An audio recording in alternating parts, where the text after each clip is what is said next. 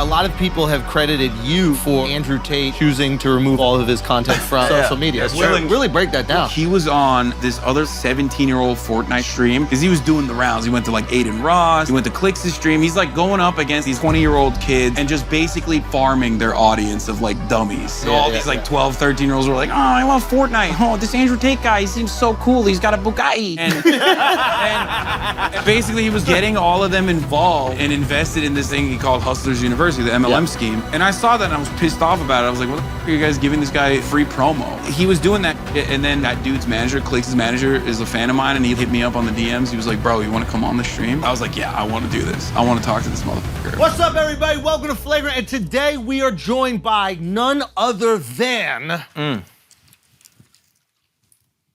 the streaming world's I don't want to say king because you hate the monarchy. I do hate the monarchy. So then what do we call you? I don't know. Democratically elected? Yeah. Democratically elected president? Yeah. Of a socialist country? The prime minister? The prime minister? Yeah, supreme leader. Whoa, we're getting very Turkish, very fast. I know. Yeah. We're here with Hasan Abi, everybody. Hey. Okay, before we start, I need to know something. This is very important to me, and it's going to dictate how the rest of this podcast goes. Fenerbahçe or Galatasaray? I grew up hating football. What? Which is like the worst thing but the reason why I hated it is because like everyone loved it so much, and I felt like I was like faking it the entire time because I was into nerdy shit. But my family's Fenerbahçe, so I'm a Fenerbahçe fan. Wow, did that fuck you up? Bro, come on, This guy's a dude. die-hard Galatasaray. Yeah. No shot, Jim really? Bomb for life, bro. Jim Bomb? Oh my God, you Come know that. on, boy. Why do you know that? Because I'm a huge fan of Turkish football, obviously. Yeah. This is so weird. Also, he's Nardwar. I knew you were going to be Fenerbahçe, dude. Yeah, that is some Nardwar shit, It's dude. Nardwar, What the dude. fuck? That was Listen, weird. we got to start the pod right. Yeah. Okay, so we're here. Listen, I've done some like deep journalism on you, like some That's real great. deep Yeah, research. and you're a okay? journalist, yeah. I'm a journalist. Hard You know hitting. that. I know that. Okay, That's why I came here. exactly, because you want serious interviews with me. Yeah. One time, you were quoted saying that you support, I believe, communism because it makes better prostitutes or hotter prostitutes. Interesting. What? I was like, what a great connection. That's a brilliant, it's true. Yeah, do you agree? I agree. I was like, this guy's fucking on it. I don't think You I've should do ever stand said up. that. That's fantastic. You know what's really funny is you talk so much every day that I could just say you said something and Yeah. you'd be like, fuck, did I? You didn't say that. I I just want to do let talk. you know. No, I know I didn't say Okay. that. But I do talk for a very long time, and then like, cause remember old school like Joe Rogan? Yeah. Cause he'd do 3 hours, right? So Yeah. he'd be like, oh, people are always like clipping me out of context and stuff. It's crazy. Yeah. Motherfucker, I talk for 8 hours a day. Try that shit. Yeah. Live too, with Yeah. like people, you know, prodding at you Yeah, all the yeah, time yeah, to get yeah. you to like slip up and say some dumb shit. Yeah, which I say all the time because I'm a dumbass. You said that they're like poking the, what do you call it? They're like poking, not the screen. Oh, I said tapping the glass. Tapping the glass. Yeah. Yeah, Like yeah. I'm a zoo animal. Yeah. But I mean, it's true. So like, you know, I do have some very clippable moments already. You know what Yeah. I mean? You don't have to go too far into the journalism sphere to figure out what I've said that's controversial. You know what? I'm feeling the nicotine hit my brain already. Yeah? Yeah. You're supposed to pack it after you chew it. Oh, really? Yeah, you chewed it a bunch, so now you're gonna pack it like a snus. Oh, I just swallowed That it. shit's been hurting my throat and shit. Wait, You swallowed you the gum? swallowed it? Yeah. You're gonna get tummy cancer. No shot. You Bro. swallowed No, it. no, it is. What the fuck? Yeah, don't swallow the nicotine gum. You're gonna be buzzing all day, dude. Yeah. It's reflexive for him to swallow. It's like a thing he just does. That's what I do. I used to be a big gum swallower when I was younger. You said gum? Gum? Yeah. Oh, okay. Okay. Yeah, no, not cum swallower. Okay, you have to be that came clear. later. that was a later experience. Once you left Turkey, you're like, yeah, now I can do it. Okay, now rumor has it you might have been born in Turkey. Guys, I'm a journalist. I'm a journalist. You said this wasn't a bro. gotcha show. What This is is- it? What the fuck? Some people say New Jersey, but there's rumors on the internet saying that you were actually born. I'm a U.S. citizen, baby. But That was doesn't mean you achieved weren't after, born. or was that achieved before? I don't think you think America would let some fucking dude be like, yeah, I actually was born here. If I wasn't actually born here, You that's could be crazy. elected president doing that, from what I understand. Yeah, me and Obama come from the same lineage, actually. Wow, I can see it. I can Also see it. Muslim. I'm Muslim too. Yeah, we got there you that go. connection. There you go. Hussein? things, There's you know? a connection. That's what we do. We're trying to expand the caliphate over here. We're trying to get Dev on board as well. Exactly. Yeah. I'm fifth column style infiltration. We brought Boris Johnson into the UK. Many people might not know Turk. this. Boris Johnson's Turk. Turkish. That's right. That's our guy, and he came in and he fucked it all up. But you know, he was too good. He was too good for the Brits. And then you know they couldn't handle it, so they just they canceled his ass, dude. Woke culture came for Boris. That's too bad. Now, I heard that in order to throw the scent off of the spy trail, when you came to America and you went to university, well, originally you were at where? University of... I went to University of Miami and then Rutgers. Then Rutgers, yes. Yeah. To be around more Browns. G's up. Let's go. Right? You want to be closer to the Browns. I Browns. heard you joined a Greek fraternity, I was in a frat, yes. but now how did the Turkish family feel about that? They didn't give Whoa, a fuck. whoa. They were already... Gotcha. They were- Gotcha. That's gotcha journalism right there. because they're Greek. Gotcha. I didn't even put two and two together. Oh, like you Greek. didn't? Oh, forgot where he came That's from. how- That's yeah. nice. That's how not racist I am. towards Greeks. I see no color. I don't even see empires. Yeah, exactly. 1453, best year of my life. Greatest moment. Best year of my life. Was 600 years ago. Greatest moment in Turkish history, baby. Yeah.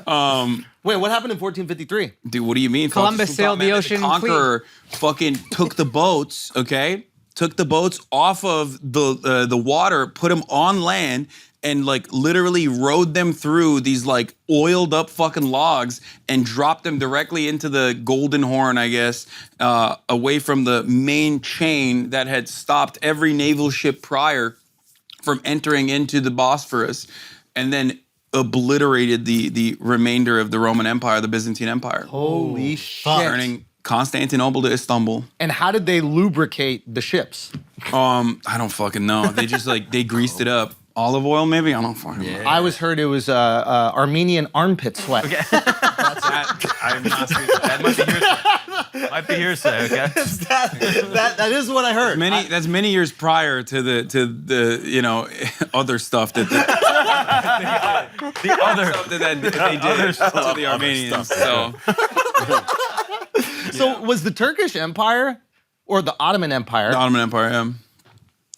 one of the greatest empires that nobody talks about? I mean, they used to talk about it all the time. Why'd they stop, dude? Yeah, the PR guy. Because it's over. You know what I mean? Like We still hear about the Greek, we still Romans? about the Roman. because those are Western. You know what I mean? That's They what it always- They're. I mean, what you it don't hear is. about the fucking Chinese empires either. Yeah, like we out do. here. I mean, you barely do though. You don't hear People- about Genghis Khan like that. Yeah, you don't hear about whatever. Genghis Khan. You don't hear about the Chinese empires. You don't hear about the Indian empires either. Like you don't hear about any of that shit in the Indian West. Empire. Was there an Indian Empire? Yeah. Was there an Indian Empire? Mughal Empire. What? It wasn't like just nobody wanted to be around you guys? Did you actually take over things or was it yeah? We took shit over, dog. We took shit over. Yeah, what'd you guys take over? Yeah. The I don't know. workforce right now. You know what I mean? No, but I'm saying back in the day, like what was your like did you have a military? I'm India, bro. It's pretty big. Not wrong. Are you an empire until you conquer people who don't look like you? Oh. Interesting. I mean, Turks definitely did that. It's not Ottoman. Everywhere. Yeah. Vikings. That's the thing though, like that's part of the reason why like white people hate that shit. They'll bring that up so much. They'll be We like, were their slaves, right? Yeah, they were like, oh, you guys enslaved white people. Yeah. It's like, yeah, they did. White I people, mean, we like to hold on to our slavery. Yeah. Like if we spent a day as a slave. both sides. What? Both. Huh? What? Yeah, white people What do you? holding on to what are their you saying? slavery. Yeah. They love preserving that. You know, Sometimes they Heritage, do. not hate. Yeah. That So then, sort of thing. how can we help? How can me as an ally? how can me as an ally help non-whites do better PR for their empires? yeah. I mean, it's not gonna happen. Like nobody wants to hype up. Nobody wants to hype up like the fucking other empires that conquered over like white people and shit. The too. Jews love it because they thrived within the Ottoman Empire in the Middle East, true. in Northern Africa. That is true. They're like, bring back the Ottomans. They did, except for when Theodore Herzl originally went to the Ottoman Empire to be like, yo, we want Israel. Like, that'd be pretty sick if you gave us the Palestinian territory. It's called Palestine. Yeah, it was. Yes, no, it was. It's called Palestine, okay, bro? What do you mean? I know. It's called Palestine, Bro, you're hitting the ally points hard. You're ally. What, dude? You're ally, dude. Yeah. It's the nicotine, bro. That was not cool. They did not fucks with that. For the Jews on that front. But other than that, yeah. That's why the Jewish producers only wrote about, the Roman Empire and all of that. Oh shit! And that's why you don't hear about these Ottomans. I want to hear more about the Ottoman Empire. Call it what it is. There is. What is it? Is Palestine. No, but There is Palestine. There is actually a really good documentary on Netflix like they did with like Turkish actors and shit too. What the fuck's it called? They do like a recreation of it. That was pretty good. Love on the Spectrum or something? I love that one. That's really good, The actually. furries. Yeah. That was good. I do love that. No, it was like I forget what the fuck it was called. They are furries. They are, bro. You know what this is? No, what? This is the sign of the ultra nationalist MHP. Okay. Okay, the MHP party, and they are they're ultra nationalists, but like there's like a pan-Turkic mythology that revolves around like wolves. Like we are descendants of wolves, right? So it's like these Turanist guys, these like pan-Turkic mythology, understanders and lovers will throw this up as a sign to be like, yeah, this is like it's like a Nazi salute, but for the ultra right nationalists, yeah, for the ultra right, yeah. For Turks. I could see you as like a wolven people. I was just thinking that looking at him. Wolven? Like a Taylor Lautner type. 100%. That's what I was. That's how I see myself. Yeah. Dude. Yeah. 100%. Yeah, but that's real furry shit, bro. You just constantly going like, yeah, look at this. That's the coolest hand Bro, sign. every time I do this, he's taking photos. What the fuck are you guys doing? Every time I do this, he's like, yeah, we got him. We fucking got him. This fucking idiot. Yeah. These Armenians gonna come beat your ass. But like the Nazi branding's gotten a little better. Like that thing is cool now. You know what I mean? Like the wolf thing is cool. Son, I was thinking that when he said heritage, not hate, and I was like, yo, the conservatives have the marketing. That's just a nice little saying, heritage, not hate. Yeah. And then Black Lives Matter. Yeah. Yeah, exactly. The heritage is hate. But you don't think about Why it. is it always or? Why not and? You know what I mean? Heritage and hate. That's like, what it is. That's the thing. But the marketing, and then Black Lives Matter, and they're like, all lives matter. And marketing-wise, It was you great. can't argue with that. Pro-life. They say they're Pro-life, pro-life. dude, It's insane. It's Yeah, like, they're such fucking good marketers. Okay. we're literally the most anti-life motherfucker. Like they would be like, "I'm so pro-life," and then sign off on like an autistic black teenager that didn't even like commit the crime dying. Or Like, war. yeah, we have to. We have to do that. Okay. Here's a premise from a brilliant YouTuber that I cannot say who it is, but this is an abortion premise that was said to us the other day, and I thought that was genius, and I Ben cannot. No. You can buy a special on Moment House, actually. No, that's not me. That's not me. This is there a limit to abortions? Oh, yeah. Like, if a girl has like 100. What? Like you're It's your pro-choice, body, right? your choice, but like 100. What's your limit? What's your limit, What bro? is your number? First of all, Term if they limit. want to do it, competitively, go off. I'm like, they're just like, Is there a league? like, what? Yeah, what are they doing? They're just like getting nutted inside of nonstop. Who the fuck has the time to do that? Okay, what if they freeze their eggs so they can do it after they stop being a woman? What is it called? Menopause. Yeah. Oh wow, you're morally consistent on that. Yes, You're like, yes. my grandma, don't call her grandma anymore. No, Just not call at her all. grand. Grand. Yeah. Sorry, you don't have your. Sorry, your eggs don't work. And she's not No. even that grand. Yeah. She's just regular at this point. Exactly. You know what I mean? Exactly. Being able to What good are birth you? a child makes you a woman, and when that stops, Yeah, it's you no just are longer a woman. you're a person. Yeah. You're an NB. Yeah, you're non-binary. Yes. Which is weirdly gender abolitionist of everyone that says that, because it's like if you're a teenager, or if you haven't been able to, if you haven't had your first period, you're not a woman technically. Which then you can, play sports with everybody. Yes, We are that's gender right. abolitionists. I'm a gender abolitionist. Is that good to be? I mean, Is that the most progressive?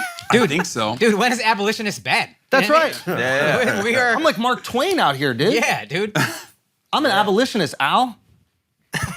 You're welcome. Why did you? Is that Why did you? Yeah, look why? at Wait, me? why? Yeah, Why why- Alex? Well, the abolitionists. Why did you point? To I me? was born a woman. No, the original Yeah. abolitionists in America. Yeah. What were they? What were they abolishing? They wanted to abolish the really Queen. hardworking guys that love to work all the time.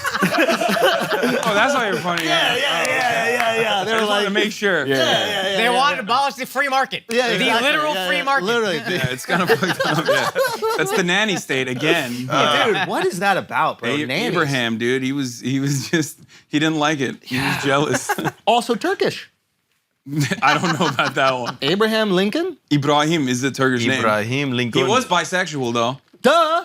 Wait, what? What do you mean? Of course he's bisexual, bro. He was Top or bottom? No. He had a top hat. No, he's too. I don't know if he literally was- has the top hat, dude. I don't know if it was a top or bottom, but like there are a lot Yeah. of accounts of him like Gay. leaving his wife behind. She was a and loony bin. Yeah, though. I mean, she was a come on. loony bin. You wouldn't leave her? Beard. Mental illness. Beard. Oh, he literally had a beard, dog. And his wife was a beard. I say bi to be like politically correct, but I think it was just like gay. There's rumors, yeah. Yeah, I mean, and he gave good head. and he yeah. Whoa, buddy. Okay, I don't know sorry. about that, but Wait. All explain, I'm saying is hold on, he explain the was- joke. Don't I make me missed explain it. Don't It make me went explain over it. my head. Wow. Yeah. You guys have like a special or something? Yeah. Pretty funny. That's good. Wait, but Okay, why is he wait. bi? Why is he bi? There are accounts of him sleeping in the same room as his bodyguard, with his bodyguard, which is fucking. It's like, okay, dude, that For you're gay safety. then. No, he was gay. Like, For because back safety. then, Yeah. he was so safe. where was that bodyguard? Exactly. Maybe they were having a little tiff. They were fighting. You go watch her play by yourself. Yeah. He likes musicals? That's kind of gay. The bodyguard is furious. He doesn't get to go. The one thing they get to do together. Yeah. It's like, no, go with your bitch wife. That takes you, and then boom. But Oh, I didn't realize he was gay. Yeah, dude, he was gay. That makes man. me like him so much more. there are. Yeah, there if he are was straight, accounts he of would have him shot like himself in the head at the theater.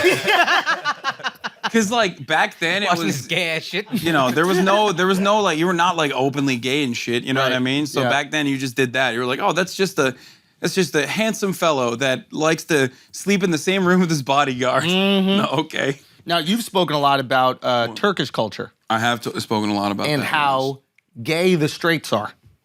How gay the straights are? Yes. Turkish culture, very similar to like Latino culture, like Hispanic culture, is like super gay. Don't bring them into this. Don't bring. He's Puerto Rican. Al's Puerto Rican.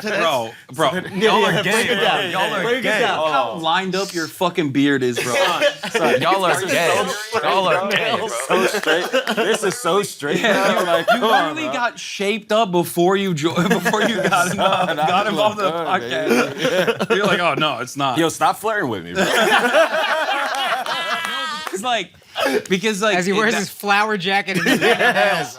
back in the day, we used to say like remember because I'm 31, right? Like we used to say like metrosexual, like that was the thing. yeah. And like I feel like Turkish men do that, and like Latino men do that from the jump. Like they've been very metrosexual. They like shape up their eyebrows and shit. Yeah. So and there's a lot of like flamboyant things that Turkish men do too. I mean, we kiss our homies. Yeah. But also very homophobic at the same time. Yes. It's like, whoa, gay? Well, hold up. Yes. However, historically speaking, the Ottoman Empire actually had no issues with homosexuality and some other stuff beyond homosexuality. What? Like what? The same stuff that everybody was doing at the time. Boy butt? Yeah, Stavros talked about it when he was here. Brilliant joke. Shout out Stavros. Yeah, that was a great one. Yeah. Yeah, it was just the Greeks. Turks never did that. Yeah. Anyway, Of course not. Yeah. but yeah, there was no concept of like homosexuality like as Yeah. a bad thing. You just like fucked your homies. Yes. And I think the bottoms That's were what we do. like, That's basically what this podcast yes. is. and the bottoms were We gay, call it Burning Man. which is what you guys yeah. Hey, don't share stuff. Dude. Oh, okay. I'll tell you that off the pod. Oh, bro. I didn't realize it was the off the pod conversation. Oh yeah, my bad. Whatever. I mean, isn't that a good combo? You're to one of the have? boys now. I can't wait for Burning Man next year. Burning Man is burning when I piss after what we did. Yeah. But there was no concept of homosexuality. Bottoms, I think, were still like considered gay, but Yeah. tops were not. Yeah. Which is a cultural thing that extends to even contemporary Turkish culture. But I'll get into that in a second. As a matter of fact, Turkey was so, like the Ottoman Empire was so open-minded about homosexuality, it was decriminalized, even though it was never illegal in the 18th century, in the Tanzimat era. So, like, there's like posters and shit of like dudes butt fucking in a circle that you can find. Like, there's some crazy stuff out there. And why do you think they were so open? Everyone was. That's the best way to get it in. The homophobic, the idea of like homophobia is I would say, I think it's like a Christian invention. It's a relatively new thing. No, What? We got big time Catholic here, right? Yeah, big time no, Catholic. because like papacy, bro. The same idea of like we don't like prostitution and we don't like homosexuality and stuff like that was because women were just tired of their men not fucking them. partially, yeah, like they weren't binding. They're and, having like, so much fun with everyone else. Because back in the day, you had to pop out like 4 kids, 5 kids. Only one of them is gonna make it, and they're gonna make it to like 16 before they get their fucking head chopped off. Yeah. Right. And you need workers in the farm. You need serfs. Yeah. And servants and shit. So they were like, we got to make sure these motherfuckers like they stay together and just like fuck nonstop, in order to combat like depopulation. Like Elon Musk. And so that was the idea, because like I guess butt pussy was too good. Yeah. Dudes were just like, why would I? Why? I mean, imagine your husband is fucking his homie. He's never gonna come hang out with you. Yeah. What's the upside? Yeah. You're less fun to hang out with. He's still having sex. Yeah, exactly. You got to make that shit weird to people. Tight butthole. Yeah, dude. It's great for him. Now, was that one of the things that Ataturk used to like really rally the Turkish people? Yeah, boy pussy for everybody. Turkish pussy would be hard though. Like there's a lot. Pussy? Turkish pussy, you got to get through. Turkish delight, bro. Oh, by the way, that's actually funny though, like because like in Turkey, there's still this concept called a pink slip, because everyone has to serve in the military. Every able-bodied male has to serve in the military, either after high school or after college, depending on if you go to the college, you go to the officer's rank, which is like a little bit shorter. If you study abroad or something, or if you work abroad overseas, you can do foreigner service, which is like super short. It's like 28 days. And there's always like, financial compensation. You can like pay your way out of it, which is what I did. So basically, one of the ways of like not having to serve is either you're like too fat, right? Too fat to serve because you'll fucking literally die. Yeah. Or you have like a disability, like a medical disability. Or if you're getting fucked in the ass. No, literally. You think I'm kidding? Like, this is how Trump dodged the draft. What if you're just being gay is not enough? If you're a top, they don't consider that enough. Yeah. Oh, wow. I mean, I don't know if Abraham was receiving or top delivering. Yeah. So Abraham Lincoln, if he's not verse, if he's just the top, he's not getting out of service. Wow. Because fucking an ass is not considered medically gay. Wow. But getting fucked in the ass is. I tend to agree with that. And I think it's less gay. And this is like a thing. Like this is literally a thing where like you have to get photos taken of you getting fucked in the ass, and then doctors look at it. No. Doctors have to look at it. It's called a pink slip, and it was a thing in existence. And this like, is all even to how avoid long- 28 days in service? In order, This is all to avoid I mean, what if 4 weeks of service? what if you're just gay anyway? You're like, fuck If it. you're already getting fucked, might as well. Yeah.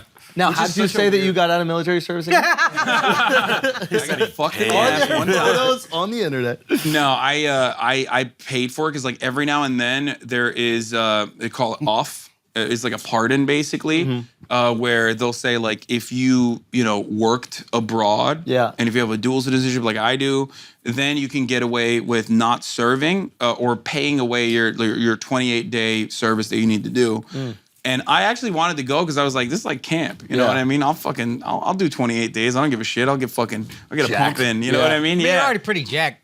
You Well, look I thought like it would Beast. be. Yeah, I thought it would be good. Like I thought it'd be good for I'd be even more fit. And my dad was like, I'll disown you If you go? if you go. He's like, I didn't fuck Is it. your dad that guy in Pennsylvania that the Erdogan hates? No, not Fethullah Gulen. Fuck no. Oh, yeah, Gulen. Yeah, no, that guy sucks. He's a CIA asset, but Oh, really? no, yeah, 100%. We can talk about that too. But he literally said like, I didn't spend this much money on you to fucking go and like die in a mountaintop somewhere. You fucking idiot. Like, God, he's talking to you like he's an NFL owner. no, literally. He was like, what do you mean? Like, I spent all this money on you for you to go skiing? Yeah. he's like 23, 24 years of like fucking spending money on you, or at least up to 18, all this education. We're not gonna put that to waste. You're gonna go. Your big ass is gonna pop out of the fucking trenches somewhere. Boom, you're done. Yeah. Some Kurdish sniper is gonna fucking dome you. No shot. So I was like, all right.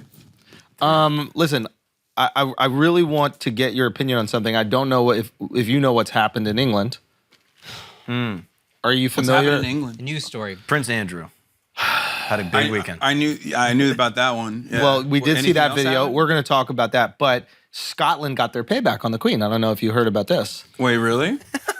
You didn't? What happened? They have such shitty doctors Did there. you know where the Queen ended up dying? Did Yeah, you know I do, where'd she die? What's the name of the castle? It's the Scottish castle. Scottish it's her castle. favorite. In Aberdeen. Isn't in it? Aberdeen, thank you. Isn't it her favorite? We made it nice and comfy for her. Yeah. And then when the time was right. Are you Scottish? Yeah, of course. Oh my God. Of course. Classic, New Braveheart, York baby. white guy. Yeah. Balmoral Castle. Yeah. That's right. That was her favorite castle. Do you know what Balmoral means in Gaelic? Oh. No. Die. That's what that means. Yes, it really? does. Dude, Yeah. you say that, but Edinburgh, which is like the most... We don't like, consider that Scotland. I was about to say, we don't the consider that most Scotland. like English adjacent part. We did. They were beating the asses of anyone that even said like "fuck the Queen." No. Because while the funeral proceedings were happening yesterday, they like march her fucking casket through everywhere, which is crazy. Yeah. So much is crazy about the entire British kingdom, but the fucking weird outfits and shit. But anyway, We can talk about the Ottoman Empire outfits. I mean, the Ottoman Dressing Empire like outfits were Aladdin's crazy. dad The for Ottoman- fucking yeah. 400 years. No, that shit was crazy too, but at least it's like flowy. You know what I mean? He loves drip, bro. He loves drip. Some swag. Like Yeah, that shit was flowy. But yeah, also they don't wear it now. You know what I mean? They don't have like the royal guard in Turkey dressed up like that. I'd be That like, would dude, be what are fire. you doing? Yeah. It's just the, But- what is the Vatican police? What are they called? Oh, the Swiss Guard. Guard. Yeah, yeah. That outfit's Those sick. are Kinda fucking fire. insane. Kinda fire. Yeah. They are dripped up. Yeah. You could probably see that down the street in fucking Nolita. Some dude dressed like that. Just grabbing a cold brew, whatever. Okay, so you were saying they're bringing the body through. So they're bringing the bodies through, and like some people held up signs that said like, I think like not my monarch or whatever, like end the monarchy, and the cops would just arrest them. No. They did. They literally, like there was one kid who said something like fuck the queen or fuck the king or something, and this like gammon fucking summer ham looking Scottish dude was like, oh, fuck you. Like, just beating the shit out of this like teenager. And then the cops like separate them and immediately arrest the teenager. Wow. And not the dude who was doing the ass whooping. Yeah. What cuss? Not a real So Scot. cocked. Not a real Scot. So I not a think real that Scot. is of Scotland. That's not a real Scot. I think that's Yeah. the most No, real that's not Scotland. so insanely cut. No. I fucking despise that shit. What?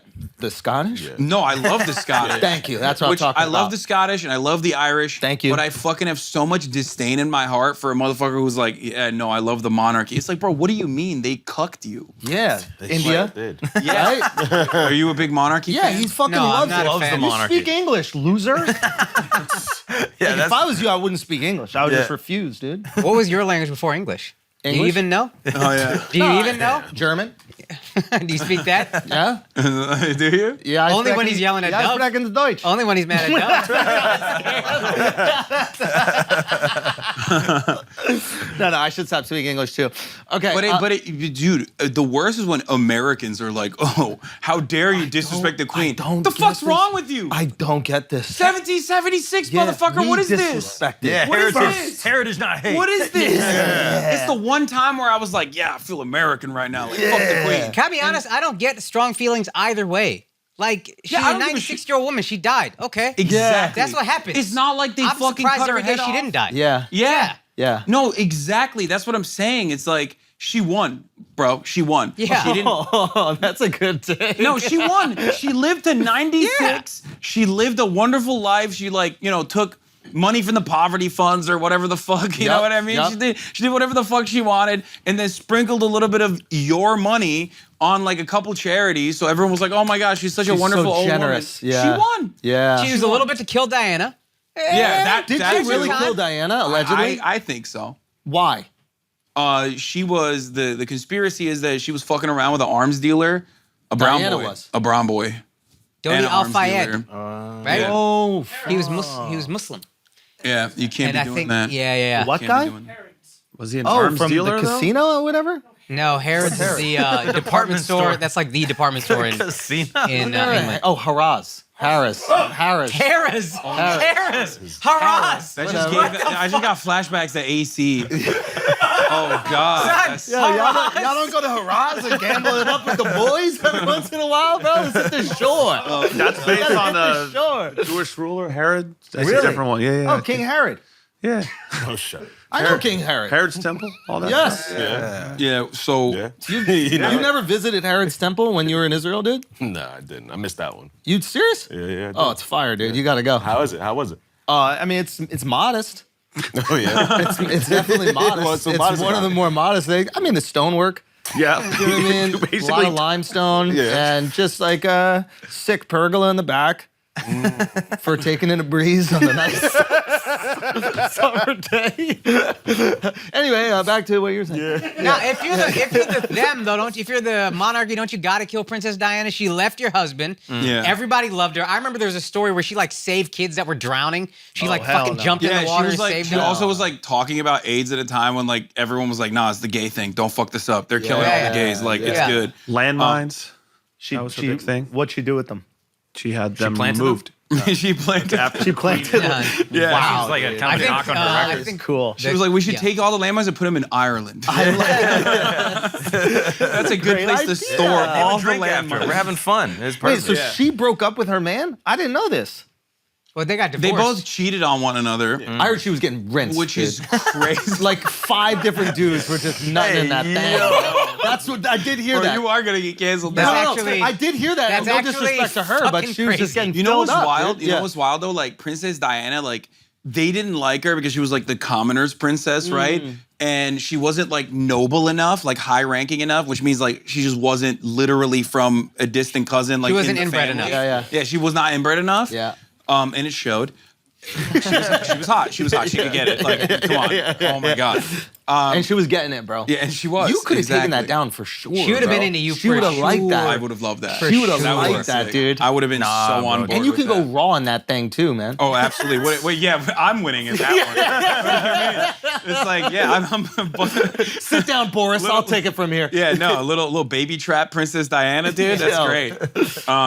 But basically, what I found out is if you look up Princess Diana's childhood home, you will realize like, oh fuck, she's not a commoner at all. She was literally like multiple generations of royalty as well, just not as royal as the royal family. Oh, so she's still, what is it, She blue was blood or so whatever they fucking call it? caked up. Yeah. Yeah. She was like, I think her dad was like a noble.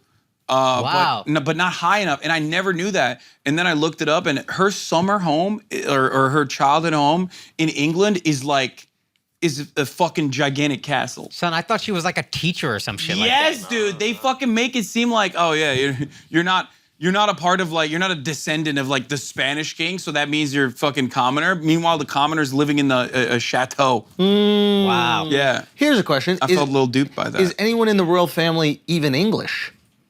No. Isn't that crazy? Like Elizabeth was like German, I think. Yeah. And then And her husband was Greek and German. So I think. England is run by a bunch of. They're all like this. Like the thing is, first of all, Elizabeth literally got dicked down by her cousin. For Yeah. those of you who don't know. Yeah. Okay. Like Prince Edward, Yeah. right? Is his name, I think. Yeah. He is her cousin. They met when First cousin? Yeah. No, third cousin. That's not that However, weird. no. Come but on, listen, let's be reasonable. Third cousin. No. Come on, bro. Third cousin for normal people makes sense. Right. Right? I'm super on board with cousin fucking. Yes. Okay. Yeah. You know, let me just come right out and say it. Third cousin for royals. Yeah. Because of so much inbreeding for centuries, third cousin for royals is literally like fucking, I see. father-daughter type shit. Yeah. Like they are so intertwined with one another that even if you're a third cousin, like you're still gonna have some genetic disabilities and medical conditions like the sausage fingers that the current king has. Y'all see that shit? Oh, yeah. does. Tight, bro. That's Yeah. He can't even fucking write normally. Yeah. Yeah, it's weird. Yeah, he looks like gonna everything, die. everywhere, everything at once, or whatever that fucking. God, man. You know, hot dog the hot fingers. dog hands. Yeah, he's hot dog, alternate reality. Yeah. Yeah. So now, okay, wow. Okay, so then he becomes king. For a short time. Yeah, he's probably gonna he's not gonna survive that. I don't think. His blood pressure's way too high, bro. I mean, yeah, look at them fucking hands. That's gotta be. Yeah. He's still committed to the ring, though. I kind of like that. I think he just can't get it off. Crazy to me. I know. I can't even take that off. Yeah, I think it's just stuck there. No, His there's Hands no are way. floating away, and he's got a ring on it still. It's the best. Bro, it's like blowing up from both angles. It's like there's more on this side and on this side. Like it's like so committed. You can't even pry that. You need like jaws of life, but like a tiny one. What is the argument for British people who do love the monarchy? Like, what would people say? What would they say if there was an argument? Because I'm genuinely curious. I don't understand the connection, and I don't understand. I think it's just patriotism in a similar capacity to Americans. I was gonna say it's like an extension of the flag. Yeah. Like we got the stars and bars, and then they have the their family. flag, and then this also represents Britain. Gotcha. Because like they blew a 13 colony lead, right? But also like that was kind of tight when they had it for them. Yeah. Even though like you saw none of it because you were a fucking peasant. They think like, oh yeah, we did. We fucking that was us. I did that. It's like no, motherfucker, you didn't do that. They did that. It's like Yankee fans. They don't own the team, but motherfucker, we got them pennants. Exactly. So the monarchy represents the English Empire. Yes. And there's still pride in the empire.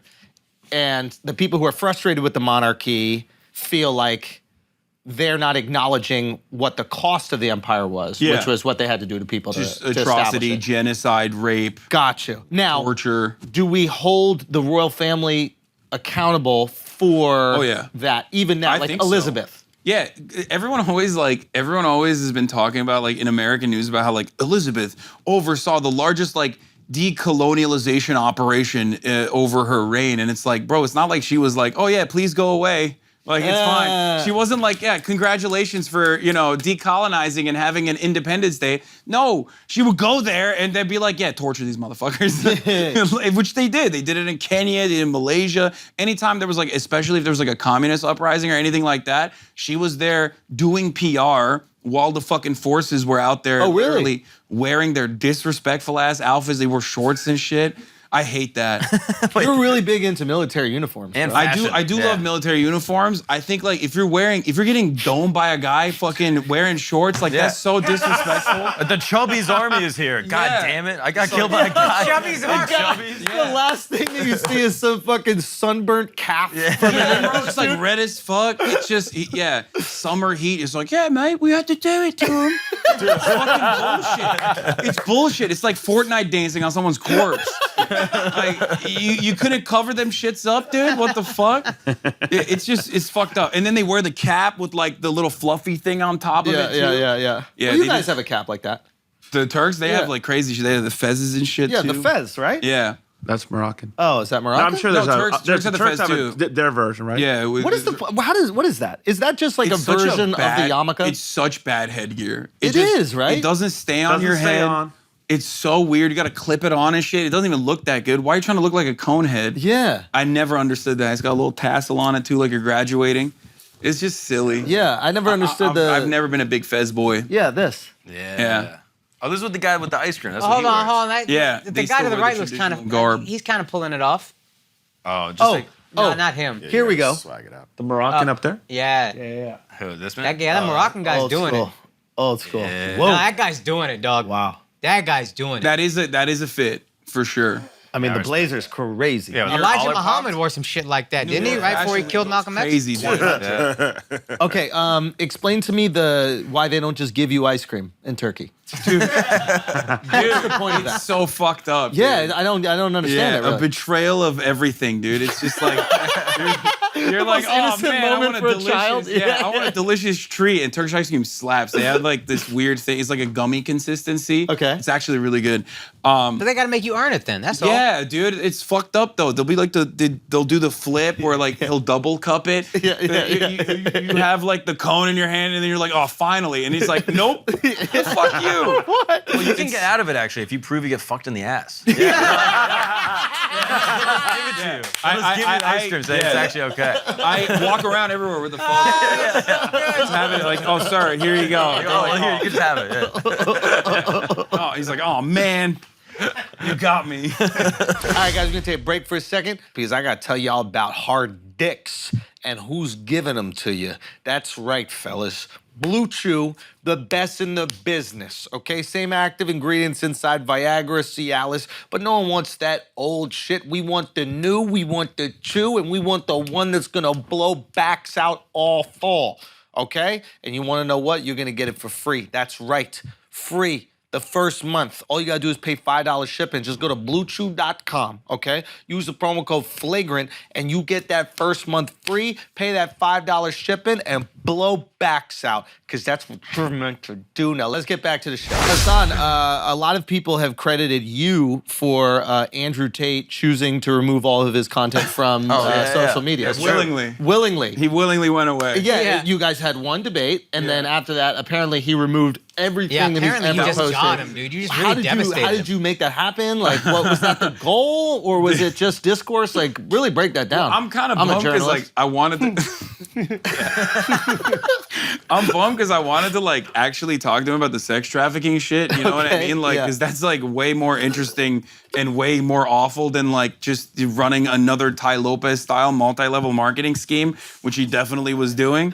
But like I did the entry point into that because he was on this other like 17-year-old Fortnite streamer Clicks, like his stream, because he was doing the rounds. He went to like Aiden Ross. Yeah. He went to Clicks' stream. He's like going up against like these like 20-year-old kids and just basically farming their audience of like dummies. Like all these like 12, 13-year-olds were like, oh, I love Fortnite. And then they like, oh, this Andrew Tate guy, he seems so cool. He's got a Bugatti.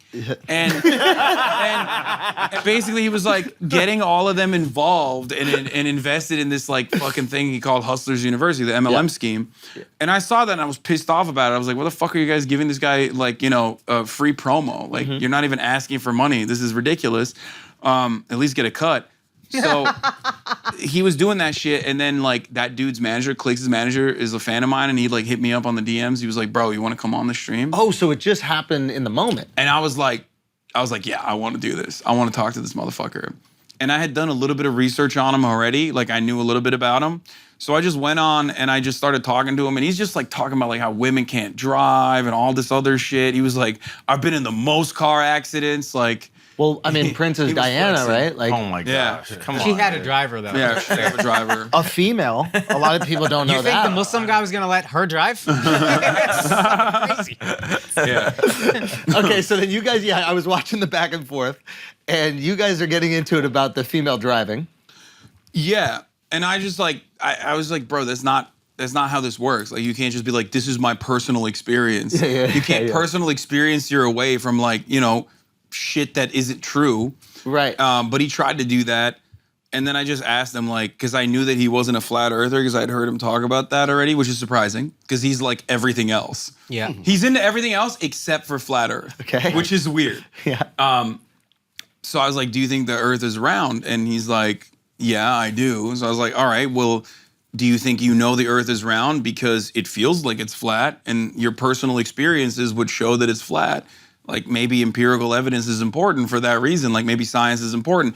He was like, no, I actually went up to the sky. Like I literally was like, what did you fly in a fucking rocket ship to the moon and see it personally that the earth is not flat? He's like, yeah, I did that. That's and great. I kind of like that I response. love that. I love that. Yeah, Perfect response. But at that point, he had been like so thoroughly bullied by me that like he was kind of like sinking in. Bully, Hasan. I am a bully You're a for bad sure. guy. Yeah. Yeah, he he just- was like sinking into his fucking seat. He like took off his headphones at a certain point to not respond to me. Wow. And like, yeah. So after that, he was not as invested in like Twitch. And then everybody started making like videos about that. And also all the other shit that I had like addressed there, but people were like researching what the fuck this guy's about because he blew up out of nowhere. Yeah. Like he's been around, he's been on the internet for a long ass time. I think he dated like Jordan Peterson's daughter and shit, which you know that's kind of a dub. Wait. Like Michaela Peterson is fucking, she's hot. Yeah, you're into it. I think she probably, her sweat glands are probably busted from just eating straight raw meat. Yeah. But yeah, there's no way. Tough diet. There's no way she has normal poops. What do you think they're like? Oh, it's just like a fossil. You're like, it's just fucking dense. You're not pushing that out easy. That's a little emasculating too. You go on a date, you get a fucking poke bowl, and then she just gets a steak ball. She's hot though. You know, Very She's a attractive pretty girl. woman. Very attractive woman. Very attractive woman. Except, like I said, like if I ate that much meat, I love meat. Like I eat a lot of meat. If I ate that much meat, if I had a meat-only diet, like I feel like I'd be sweating fucking straight grease. You know what I mean? Have you tried it though? I have not. Don't knock until you try it. Yeah, you know what I mean? 100%. Kind of like Hustlers University. That's Maybe also sign up, true. maybe you'll learn if something. you joined, you might have learned really how to maximize. I'll get 50% of the money if you sign up because I've been a member for quite some time. Are you an affiliate? You got an Quite some affiliate time. code? Yeah. It's great. It's a great business. It's never been done before. It's very unique. Now, if Jordan Peterson was your father-in-law, right? Like, how would Thanksgiving? Do they have Thanksgiving in Canada? Canada, I think they have like a Canadian. They have a different Thanksgiving. Yeah, I don't know. What is theirs? It's like a different day. They're thankful for the fact that they're next to America, I think. that was actually a very good holiday.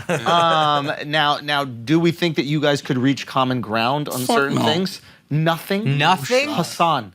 You would both agree that Nothing. Michaela's beautiful? That's There true. you go. That is true. There We you both go. think that she's hot. There it is. There you go. That's one. That's one. And that's it. I like eating meat too. So there's that. Too. But Right. Pretty good. I don't know what Socialism? else. Yeah. He's not, dude. He actually was a part He's of the a NDP. socialist. He's from Canada. When he was younger, he was literally a part of the NDP. He was like a student organizer for the NDP. What happened? Which is Really? like the leftist party there. Yeah. As he got older, he went away from it. Maybe Yeah. that would happen to you. Yeah, no, I just young. yeah, that's You're I hate 31. socialism now. Yeah. No, I think he just I think he just became older, and a lot of people don't really, follow through on that, especially when they're younger. If they got into it, they see it as like a fad rather than like something to internalize or truly understand. Are you worried about that? No. Well, the one thing I am worried about is not like as I get older, but like the more money I make, the more I'm like, damn, these fucking luxuries are great. They're fire. They're so So nice. sick. Yeah. And I've always loved commodities, you know what I mean? Even when I was fucking broke as shit. Yeah. So Yeah. that didn't change. Yeah. And now I can actually buy it. Yes. And then people yell at me all the time and they're like, fuck you. So what is Well- the line where you, like, how big can you get maintaining being a socialist? I mean, rich. You know what I mean? Like, how Can materialistic socialists can not you be get? rich? Why can't socialists be rich? See, that's the I thing. I like, tend to agree with that also. yeah, there's no like, it's not a fucking religion. Like, Yeah. there's no dogma around like, being wealthy and also being socialist. But in America, they think like, oh, you're supposed to be dead broke. Like, it's bullshit. So Yeah. what is socialism to you? Socialism is about worker power. It's just about allowing everyone to have more autonomy in their lives. We spend 80% of our lives in the workplace, day in, day out, and we have no control over it whatsoever. Like, obviously, this is a dramatically different circumstance because you have your own podcast, you know what I mean? Yes. And a much You're talking about the average lighter person. load. I'm Yes. talking about like the regular Joes, right? People that work at fucking Starbucks. Yeah. Like, they have no control over their lives at all. They can't, you want to take a day off? Fuck off. You can't take a day off. So by your definition, you have complete autonomy. So Yes. you are within your definition of socialism, convenently. Yeah, which is, and also on top of that, like I have, for example, I have a podcast as well. It's called Fear and I collaborate with another content creator, is my best friend, for a long time, and we have a producer, and we just split it 3 ways, like everything down the line, and they and not just the revenue, but also the decision making as well. So the way we do it, I'm sorry, is there a mutiny? Why is your jaw dropped? Why is your jaw on the There's floor? mutiny happening in the ranks Looking right now. straight into my camera, and I'm just shaking my head so we know when we can cut. Yeah. Keep going. Oh, yeah, Stavros said we should unionize. Yeah. Hey, you notice his workforce is 3 people, right? No, but this is good. This is good. So the way I do it is like the decision-making process is also incredibly important, I think. Like if someone is like, I don't want to work on that day, let's work on this other day. That's like huge part of your life. Like that's a big thing that you never have in any other workforce. Yeah. The autonomy of like the decision-making process. The process in which we like take on advertisers or whatever, or whatever kind of Patreon benefits we want to do. Yeah. Like all that shit is decided across the board by all 3 parties involved, and that is one way of doing it. I think, first of all, I think that's great. I think it's great to give everybody a say. You probably do recognize that as you would, let's say, scale and have more employees, it'd be trickier to give everybody. Yeah, for sure. Sorry, and we even like contract as well. Like it's not like I'm not trying to call you out. I guess what I'm trying to say is like literally decision making. If every decision you have to go through 100 different employees, that would get tricky. You can do it with. And that's 15, the reason why I said. That's the reason why I said it doesn't have to be that way as well. Like there are different ways of doing it. There are different ways, many different ways of doing it. It's just one way. It's just one way that I do especially the podcast side. So, but I do see that. Because one thing I think most people would agree with, regardless of where you lie on the spectrum, is that you want workers to have more rights, the ability to make more money, and more freedom in their life. I don't. If you're not an asshole, you probably agree with that. Yeah, exactly. Right? But are there ever workers where you're like, I think they should get paid less? Like, do you ever like run into those people? Sometimes. I've never had a situation like that. Never had like a waitress or someone where you're like, no. Because like the way I see it, especially with wait staff, right? Yeah. I like, unfortunately in America, they get paid dog shit and it's all tips, right? Yeah. So even if someone absolutely sucks, I'll still tip them. I'll still give them a fat tip. Yeah. Because I see it as like, it's literally. What if they disrespect you? Or disrespect your girl? No, it's just like, it doesn't matter, no matter what. Because like, bro, the person, that's never happened, so I don't know. Yeah. But the person there is having a way worse time at it overall than that brief interaction that you have. I want it to be on his side. This cheat motherfucker. I want it to be on his side. I'm white. I tip no matter what because it's in my culture. But he actually. What's funny is as he's gotten richer, he tips worse and worse. It's a really interesting phenomenon. It's a really interesting phenomenon to watch. It's really interesting to watch. Wait, why are you saying that? I just seen it happen. When you go to a fancy restaurant, how much you tip? 15%. You don't tip anymore. I never tipped 15% once in my life. That's unacceptable. You started something here. No. Wait. Wow. You're playing a game. You're playing a game. Stop. You're lying to impress the guests. Yes. You pay 15%? That's crazy, bro. Never once. No wonder the waiters are disrespecting you, bro. Never once in my life. You are, bud, bro. You really are, bro. That's crazy. I knew it was something. Dude, no. Are you being serious? I dead ass heard you say to somebody, probably in this room, when you go to a nice restaurant, they know you tip 15%. That's just what it is. No, that's what 20% is bare minimum. Wow. Bare minimum. But what if they disrespect you? 20%, and I fucking am upset about it. You know what? If they disrespect me, I tip 20%, but I do it on the customer copy. Oh, so they have to do it. Yeah, it's kind of inconvenient. Figure it out yourself. Yeah. Figure it out yourself. Or sometimes you'll do the math wrong. That's it. And they'll still get the same amount of money, but it won't be the right sense. Yeah. Why are you making up these shenanigans? Because you got defensive and you're projecting. No. He doesn't tip. He doesn't respect people. I'm the one with the bad memory here. I'm the one that forgets things. Wait, do I forget things? What do you tip, Akash? At least 20. Fuck you! Nah, post-pandemic. Shut the fuck up. Post-pandemic, I swear to God. Shut the fuck up. Post-pandemic. This guy's never tipped 20% in his entire fucking life. You've never tipped 20% in your life. This shit is good. Because somebody's lying. That's fine. He never goes out to dinner with us. There's one time he's been out to dinner with us in the last year. How would he know? Because he doesn't want to embarrass you with how high his percentage. Hey, what did you just say? What did you just say? I do remember in Miami when he took us out, he tipped pretty high. It was actually over 20%. Yeah, I usually go above. When we went out in Miami, I forgot the name of that restaurant. We went to Chipotle. No. It was a nice restaurant. I tipped 50% at Chipotle. Like that is one thing that dramatically changed in my life. Such a liar. That's one thing that dramatically changed in my life is like back in the day. Leaving your friends that are pieces of shit. Did that help you? Did that help you a lot? Hey, which one of us is getting defensive right now? Yeah, I'm a little defensive. Yeah. You're attacking my culture. Okay, whites have few things, but tipping is one of them, and we fucking bring it, dude. I would even and say now I'm getting pressure from the fucking Turks over here. I would say 20% is a little low for somebody rich. I do more than that. Yeah, now. we'll do like 30. I'm just. But take it all. Fucking take it all. How about that? Take all the money. How much do you tip? It depends. So like, first of all, 20 is definitely the minimum, right? No matter what happens. No, if you suck, I don't think you deserve 20. No, See, even this is the truth. Come on. You were doing so good. No, I stand on that 10 toes down. If you suck, you don't deserve 20. I don't like the tipping culture that we have, regardless, because like, himself. But if you're decent, even at least 20. For me, it's not based on performance. Like 20% is the bare minimum, because like I don't see it as like a performance-based compensation. I literally see it.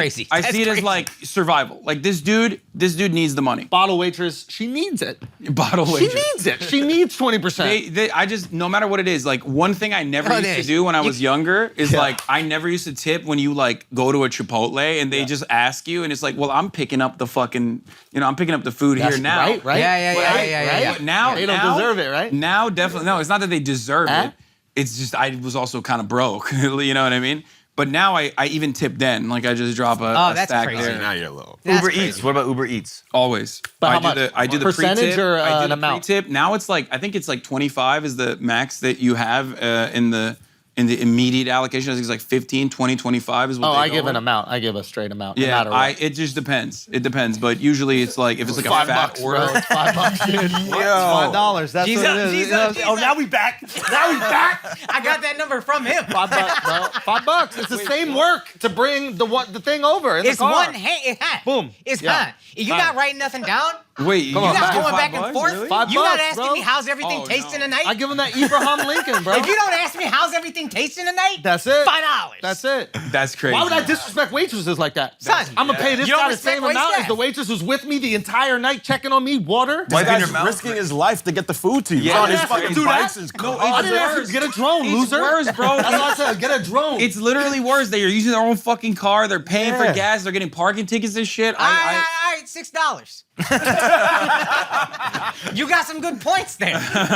No, it's so much worse. Like I definitely go max out. Usually. You max out. Or it depends on if it's like a big order for I like a think big you're right. party I or think I should whatever. tip them just, more like, and waitresses less. Okay, what about I think you bring up good strip points. club? Oh. $1? Is it dollars? These bitches, come on, bro. $1? I haven't like I don't think I've been to a strip club since I haven't been broke. So I don't even know. Like I have not been to a strip club recently.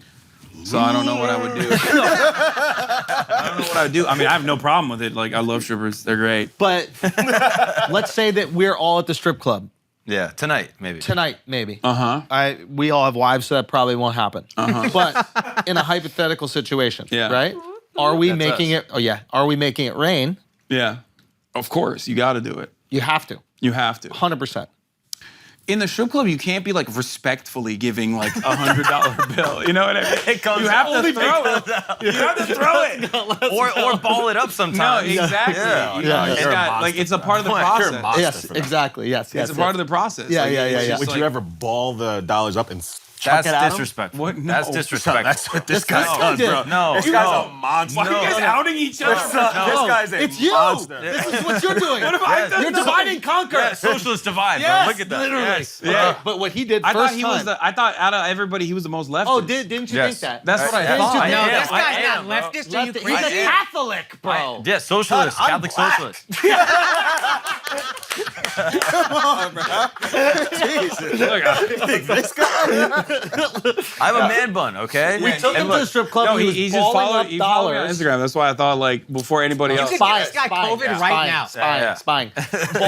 Balled up dollars. Enemies close. Pump fake, shooting threes, Buzzer beater. fadeaways at the strippers It while they're on wasn't stage. dollars. No, it was coins, okay? It was coins. You're a crazy guy. It was coins. You're a That's- crazy that's- guy. Did you make like one of those like fucking early '90s comedy bully style like snowballs where you put like pebbles in it?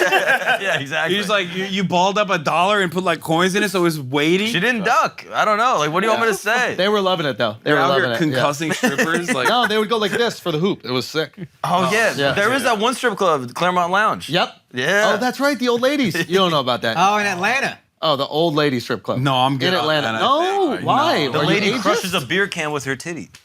That was awesome. Smash. Veteran. pong ball out of the pussy. That No, sort this, of thing. there's no elasticity left. Oh. These are old. It's like an old gym sock. You ever seen like a... You never know, man. If they've been doing kegels, they have like a competitive edge over young 20-year-old strippers. Oh, maybe. Yeah. Doing kegels for years. Yeah, their pelvic floor is strong. Shoving them It's out. like Yoshi eating a watermelon, just yeah. spraying the whole block. Oh, you thought it's just like, oh, you thought I only had one ping pong ball? Try 30. She got the extendo clip. Yeah. Dude, we need to go back to Atlanta. Yeah. It's like, oh, you threw coins at me? Watch this. Boom. She Right got in me the back. fucking I head. got her way worse than she did. Dude. I feel like Yeah. Abraham. That shit fucked me up. But shout out to strippers, man. Like, Yeah. You know? The real troops. The real, well. on the front lines. Yeah. You know? Is there anyone you won't tip that you conventionally like would? Is there any place where you're like, these movers, I don't know? Yo, you're crazy. Yeah, do you tip your landlord? Yeah, who tips the landlord? I mean, there's plenty of places I don't tip my landlord. Yeah. Why not? But I mean, I have a house now anyway, but To go, Tip That's the bank right, when big you dick. pay your mortgage. yeah, no. to go coffee. You get a to go coffee. I still tip. I ain't tipping no barista. I tip downstairs. Did you really? Yeah, 20%. I'm gonna ask them. Go ask. Go coffee. And like when I do that, Son, people like you fuck it up for everybody else. I'm gonna be honest. See, I told you Probably. he was against tipping, and you didn't believe me. yeah, probably. And now the truth is coming out, and I Dude, appreciate your honesty. Now, hey, no, I'm but a being lot- honest. You're not. Also, I'm being honest this whole time. here's the other reason though. What I if it's don't a know where fan? this guy just conveniently forgets entire summations of What how to if it's a tip fan? that he gives these guys. That's a good Okay, point. what if it's a fan? Yeah. You go there. If it's a and fan, I have to tip because And he be hating that But you shit. don't know. But you I don't know what hate if they're. that shit, Yeah, I though. know you do. I hate Yeah. that What shit, if yo. it's a- yeah, Son, man, if maybe- you recognize, maybe you Andrew recognize was me right. off work, dog. See? Maybe Yeah. he was right. Animosity. You do What's that seem. mean? You do seem not like Yeah, you're I'm into honest. tipping. He's not. That's my whole point. I love tipping. See, that's yo. Come on, Big come on, tipper. come on, come on, come on. Anyway, All right, I'm a big where do we tipper. stand on What tax about his evasion? nose says he's a big tipper? not good. Is tax evasion? Are we good with that or no? No, Not at I'm all. Not good with that. You have to pay your taxes. You have to pay your taxes. It's such a fucking complicated process, regardless. I wish it was easier. But I mean, most people first of all, every American does some form of tax evasion, which is crazy. Yes. Like there's everybody what? all the way to the fucking. Yeah. Now you guys are all going to jail. Okay. I'm working with the 87,000 new IRS agents. Actually, I'm Fucking undercover. Yeah. They're coming in right now, but. No, I mean, taxes are important, man. It sucks that it like goes to fucking blowing up brown kids in like Yemen with the. But that's a great excuse for rich people to not want to pay their taxes. I know. Don't we all do that? We're like, well, I don't want to give it to the government, No, so they blow up brown kids. The way I see it is like, like if they were blowing up the right people, we still wouldn't want to pay. yeah. The way I see it is that it still is like a fraction of it is still going to schools, roads, shit like that. Fraction. Yeah. Fraction. Yeah. I mean, it's still. Those are incredibly important Fraction. resources. Hey, until we smarter than China at math, you should lower my taxes. I mean, Where the fuck's this money going? No, Kids getting no. dumber every year, Hasan. That's what I'm saying. No American fucking likes that because, like, especially since like the Reagan era, everyone has been going on the starve the beast attitude where they're like, yeah, fuck the government. And the government fucking sucks. It's true. There's no good, like, we don't have any fucking healthcare. Healthcare Agreed. bills are getting higher and higher no matter what the fuck happens. Public education sucks ass. Democrats and fucking Republicans both want to take funds away and create charter schools and shit that are unaccountable. Agreed. And really fucking awful in and of itself.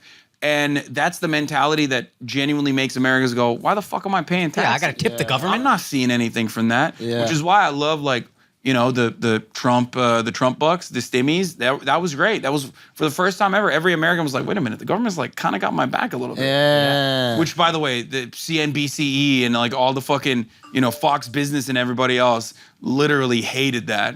They I mean, still talk wait, why? about it. Why? Well, they're like, oh, it's inflation. You gave poor people money. Yeah. Well, yeah. you can't print that much money without inflation Yeah, happening, but right? most of the money wasn't printed for the poor. Most of the money was printed for the fucking stock market. Yeah. Yeah, and also exactly PPP, which, you know, people abuse the shit out of. yeah. And now they're getting locked up for.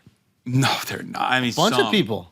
Yeah, Some. we know a guy who went to jail for PPP. It's like Andrew's going to jail. We did. Yeah, we know. We know. No, we know. Yeah, we do. Yeah. Yeah. I saw him on Instagram recently taking his daughter to jail. Jail? You live in jail now. Sorry, honey. All right, guys, we need to take a break for a second because it's smooth sack summer, okay? And smooth sack fall, to be perfectly honest with you. It's smooth sacks. That's what we need. That's what the ladies like. Nobody wants that prickly pear down there, okay? They want a nice, smooth mango skin, and you can do that with Manscaped. And let me tell you why you're gonna use Manscaped, and I'm gonna tell you why I personally use it, because it saves the time, okay? If you ever shaved your balls before, guys, shaved your gooch, shaved your pubes, you realize you're using a few different instruments. You're using some scissors, a buzzers, an actual razor. It's too much. With the Manscaped, they've got it on lock. Different levels, trim, shoot, boom, swap, done. I don't even know if these words make sense, but you know what I'm trying to say. Your balls look absolutely pristine. And it's so fast. It's so fucking fast. What would take 20 minutes takes 2. And you're gonna want that extra time. Because that extra time you can use to deliver dick. Deliver dick to whoever wants it beautiful and pristine like that. That's right. Smooth sack summer, smooth sack fall. Simple as that. If it's a smooth sack, it's not gonna be a full sack. It's gonna get liquidated. If you don't want a full sack, make sure you got a smooth sack for summer and for fall. And if you use the promo code Flagrant20 at manscaped.com, you can get 20% off plus free shipping with the code Flagrant20, Flagrant20 at manscaped.com. It's smooth sack summer, babies. Okay, get on board or get left behind. Now let's get back to this. All right, guys, we're gonna take a break for a second because I gotta tell y'all about the best underwear in the motherfucking business. The only underwear that I have worn since I put them on. I put them on in Miami. You guys remember the video we did in Miami? If you don't, you can look it up somewhere. It's banned in several countries. Culprit. The best underwear on the planet. I have not worn another pair of underwear after I put my first pair of culprits on. I could give you all this stuff about how they're eco-friendly and micromodal and all this other nonsense. You don't give a fuck about that. I've never once have bought a pair of underwear because they're eco-friendly. I can't even say it. Or micromodal. I don't know what micromodal is. I don't know what any of these things are. What I do know is they're incredibly comfortable. They make my dick and balls look amazing, okay? And they offer the support that I need. Also, all my tread marks, gone in the wash. I don't know if that's a culprit thing. Maybe it's something about my poop. Maybe it's something about the way that I do the laundry. And by the way, I do not do the laundry. But the point is, Culprit has the best underwear on the planet, and you're gonna get them for 25% off, which I can't believe I can even say to you. There should be no discount. There should be none. It's ridiculous that I'm even saying the words 25% off, because what I just said should be enough for you to just buy them regularly. But for this limited time, you can get 25% off. If you use the code Flagrant at checkout, you just gotta go to culpritunderwear.com. Culpritunderwear.com. Use the code Flagrant at checkout for 25% off. Simple as that. Now let's get back to the show. Okay, so then you will run for president and then No what? shot. No. You don't want to do it. No. No politics, right? I hate politics. What are your aspirations beyond streaming? I love streaming. I just want to do it to a larger audience. That's it. Like if I'm like Walter Cronkite numbers, but I'm still doing the same shit that I'm doing, then I'm perfectly set, perfectly happy. That's what I know that everybody always is like endless growth. We got to constantly keep growing and constantly keep grinding. And like I do have that in me too. I have that dog in me for sure. But I'm not interested in like going on CNN and having a show on CNN or some shit like that. Yeah. Plus, they're not gonna pay me. Like, let's be real. Yeah. They're not gonna pay me the amount I make now. It's shocking unless people are gonna see it. And yeah, well, CNN still is a pretty large audience. Like depending on what time slot we're talking about. It ain't Fox News. You know what I mean? Yeah, you want true. numbers. Yeah, exactly. Holler I mean, at how many? What are the numbers that Fox News is doing right now? I don't know, but Fox News probably in the millions. Oh, really? Yeah, prime time for probably. And if you had like, let's say you did your streaming, but you did it at a specific time. You're like, hey, I go on every single day at 6 or every single day at 7. Do you think that would increase or decrease? I do that already. But you'll usually stream go for on 10 fucking hours a day. Yeah, I start at 11 p.m. Pacific. 11 a.m. Pacific every day, usually.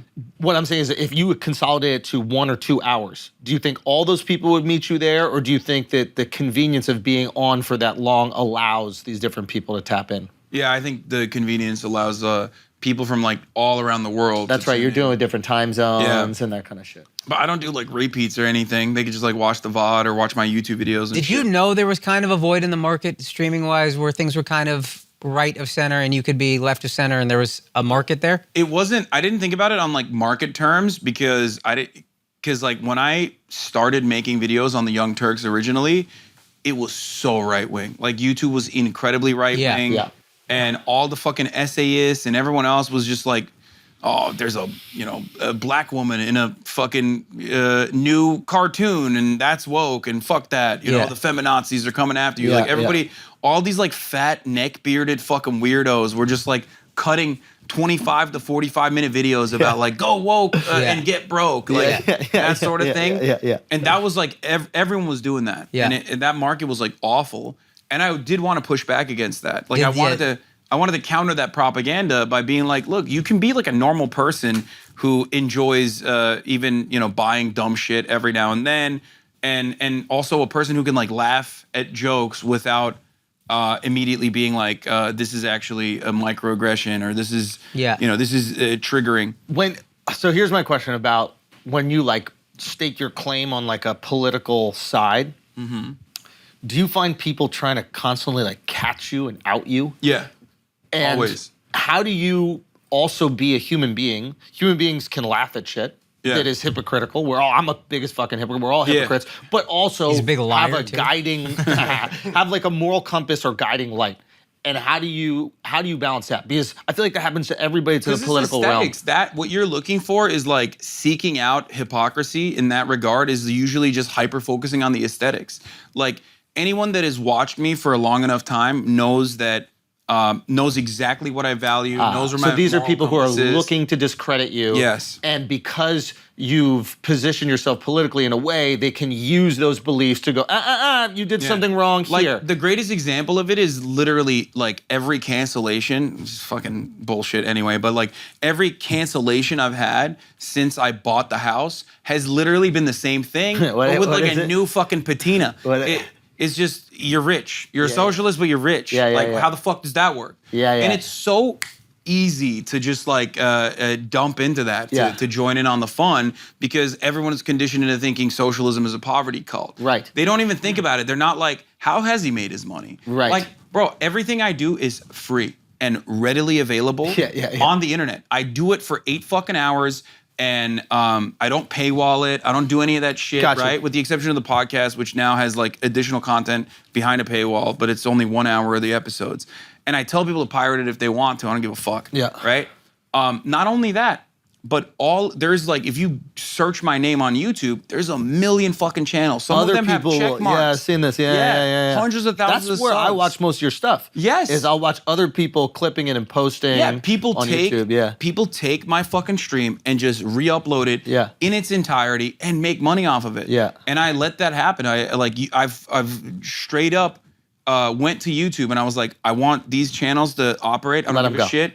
They're not my fucking, you know, they're fan channels, but I don't give a fuck. Like, great marketing too for you. Yeah, Hustlers University, it's win-win. baby. It's Hustlers University. You did the Tate before Tate. That's like Hustlers Community College. Yeah, I mean, everyone's welcome. It's literally a win-win, and of course, I would make so much more money if I wanted to, like, you know, streamline that process and like claim, you know, do copyright claims and shit. But ultimately, it doesn't matter. I make too much money as is.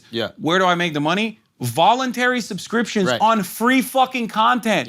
Like, I'm sorry that, you know, 50,000, 60,000 people are like, no, I fuck with this guy. Like, I'm gonna give him $5 a month for no fucking reason. And then people are like, no, fuck that guy. It's not like I put a gun to anyone's I don't think head. it's because I think that they don't like other opinions you might have, and they're like, this is the way that I can say fuck you. And I think go ahead. Well, okay, so I guess so the tricky thing is always, how do you police yourself and make sure you're not doing that to other people? Where you're like, how do you go, okay, I don't like how people try to discredit me based on one thing when you know the entirety of my thoughts. How do you make sure that there isn't someone else that you're doing that to? Well, I care less about the hypocrisy of people's actions, even though it is like punchy and it's easy for people to like immediately go, oh, that's hypocritical. That guy sucks, right?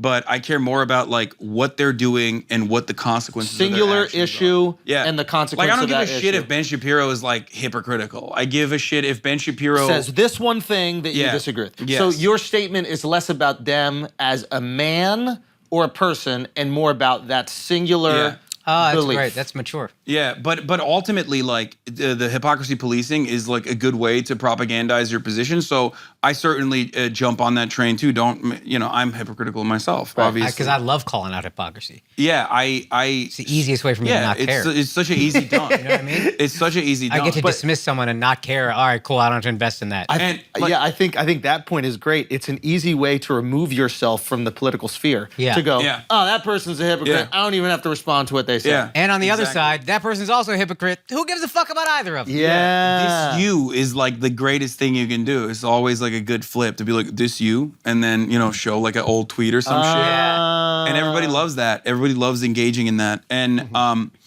the way I see it, like, here's a great example, right? Everyone loves doing I'm gonna key search Asian on your fucking Twitter from like before 2012. Let's see. Everybody has an Asian joke Everyone on has made like a dumb Twitter. fucking joke like that, right? Not me though. I'm Yeah. built differently. It's fine. Yeah, But You're but also like, Asian, right?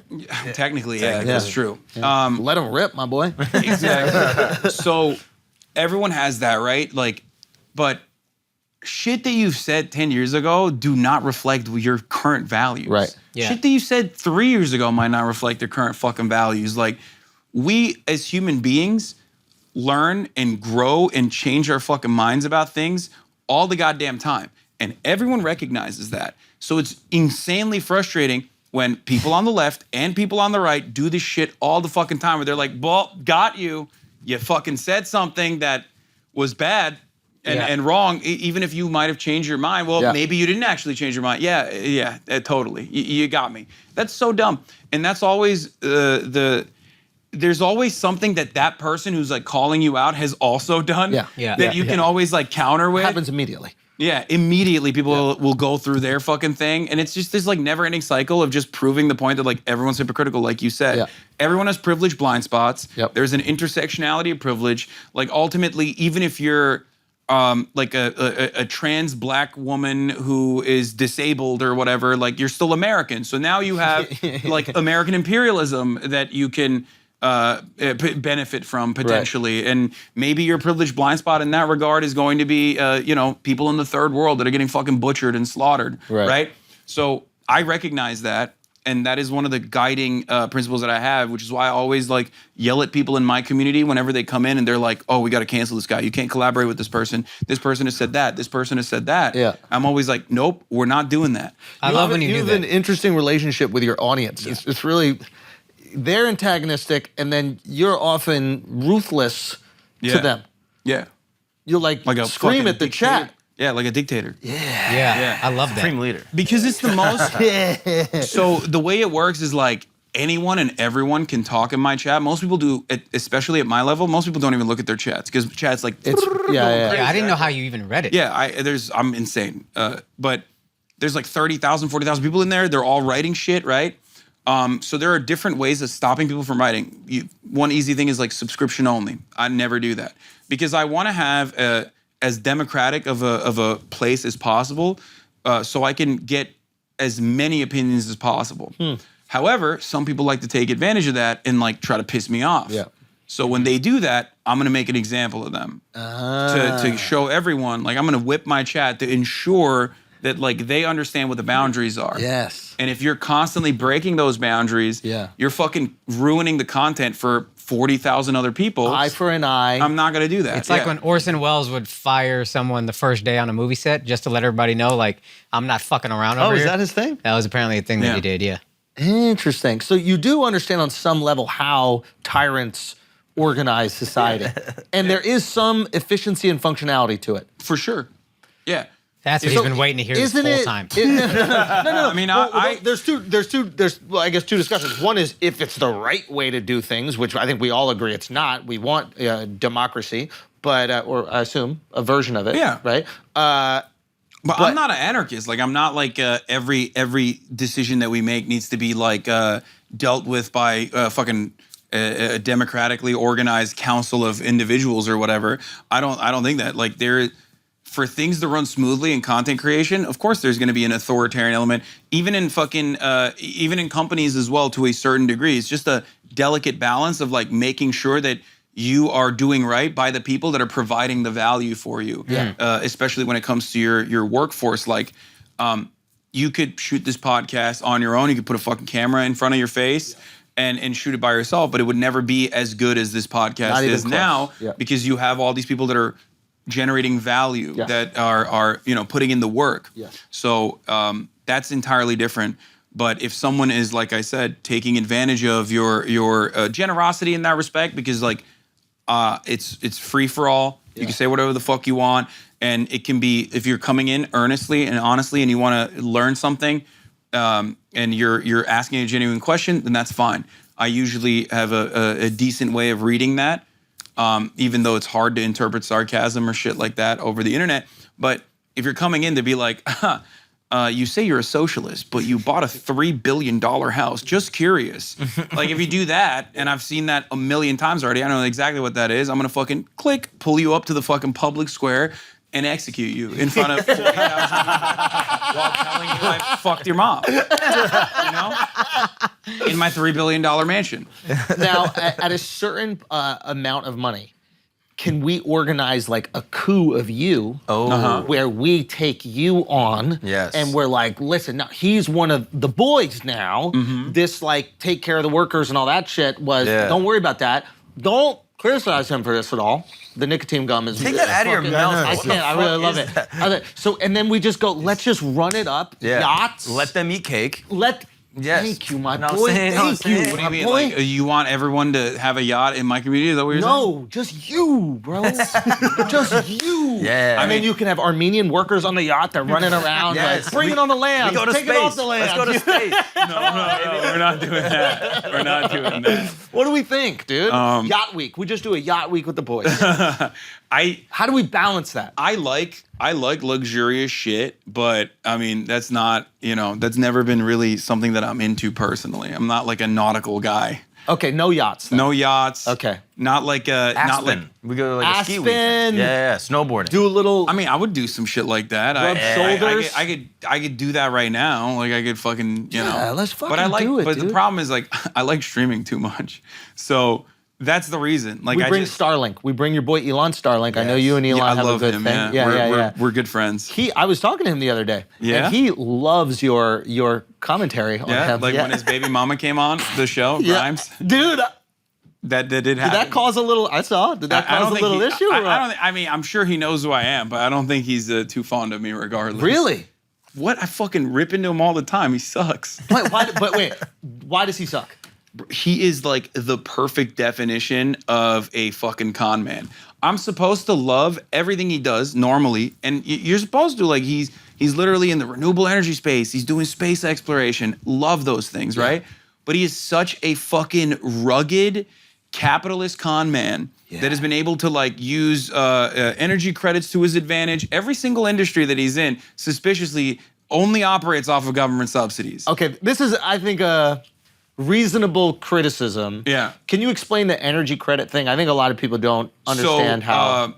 In order, within a capitalist framework, in order for us to try to reduce our carbon emissions, our output, what we try to do is incentivize companies with tax breaks or direct dollars. These are car companies. Yeah, car companies, and every company has some kind of you like. could buy energy credits for him even if you're not a car manufacturer? Car manufacturers do this with the energy swap, but other companies do this too, like landowners do this, for example. John Oliver had like a big takedown on this thing that people do usually. Well, they'll be like, this is underdeveloped or undeveloped land, and we're offsetting carbon by not using this land. Give us money. So that is of course, brilliant. This is what's happening essentially. Like, so the government stipulates how many, like, what your energy output has to be for your company for the amount of cars you're putting out. So if you are not making a fleet of EVs, right, and like you're reducing, and reducing your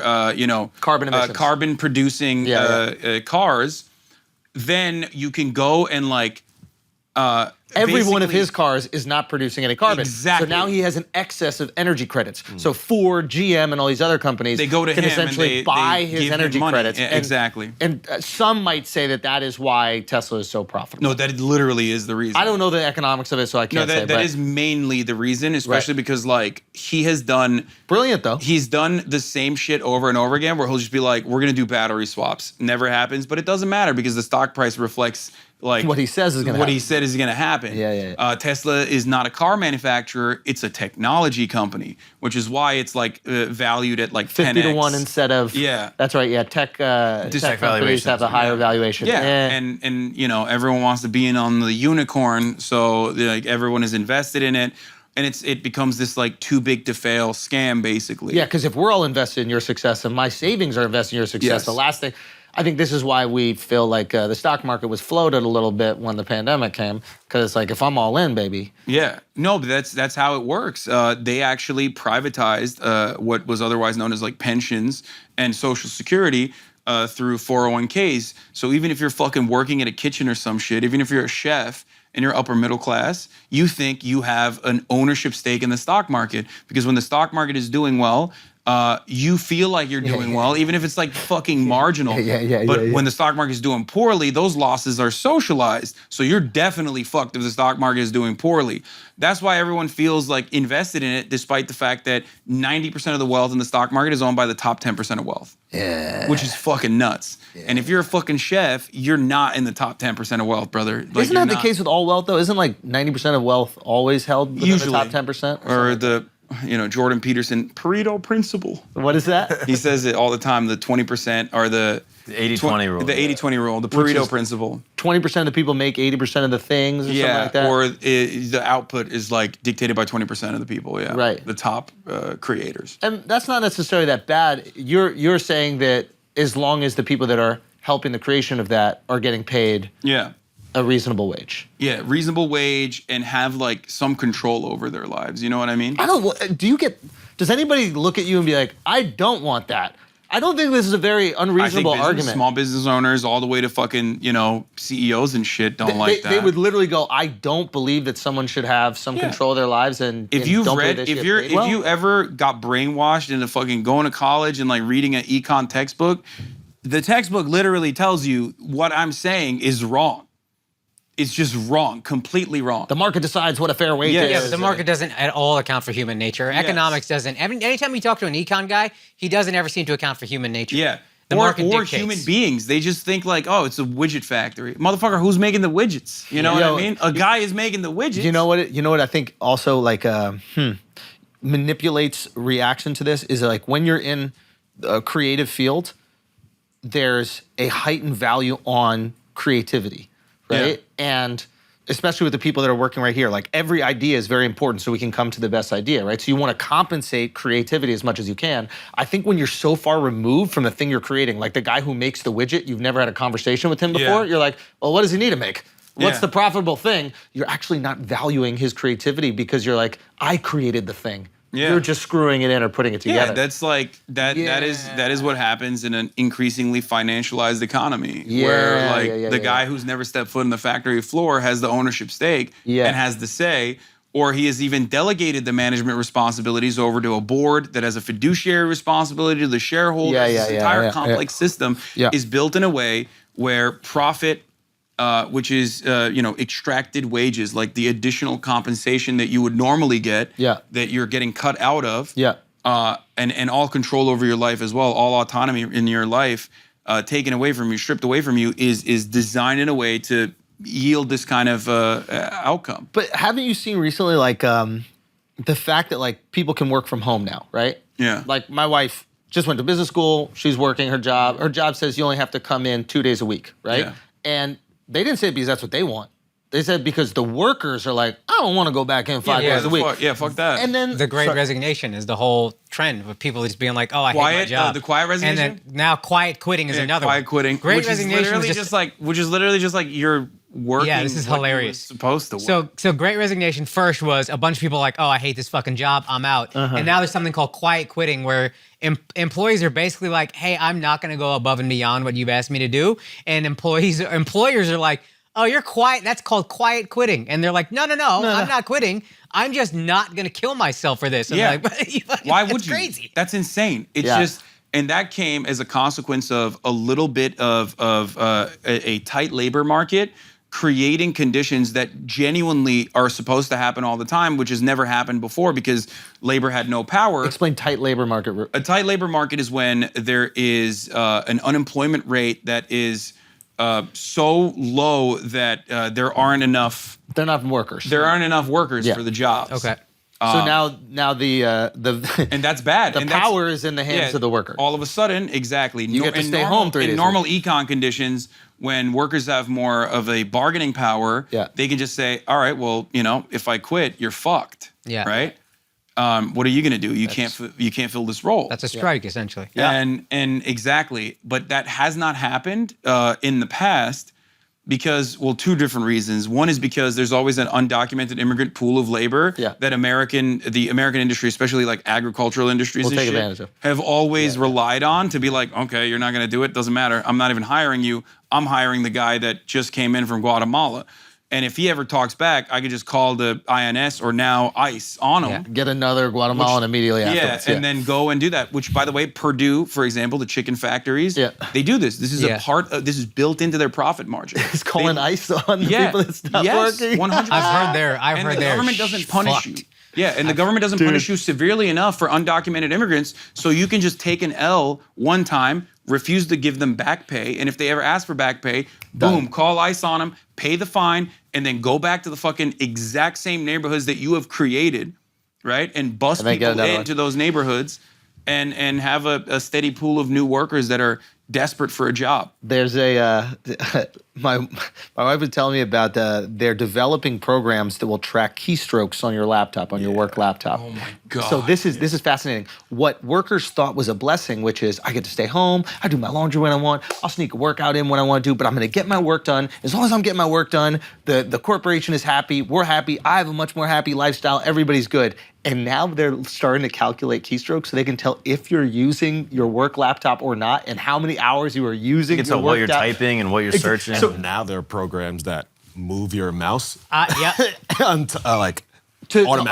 so it looks like you're doing something. That's what I'm saying. So this is, real quick, just to this point. So I guess what I'm saying is like what they thought was going to be an advantage now has allowed the corporations to spy even more intently. If you're at work, they know you're there, so like, okay, we don't need to look over their shoulder every single second. But they've developed software to be on you every single second. To Al's point, there will immediately be somebody who's like, here's a workaround. Right. Like, but not everyone has access to that workaround and knowledge of using that workaround.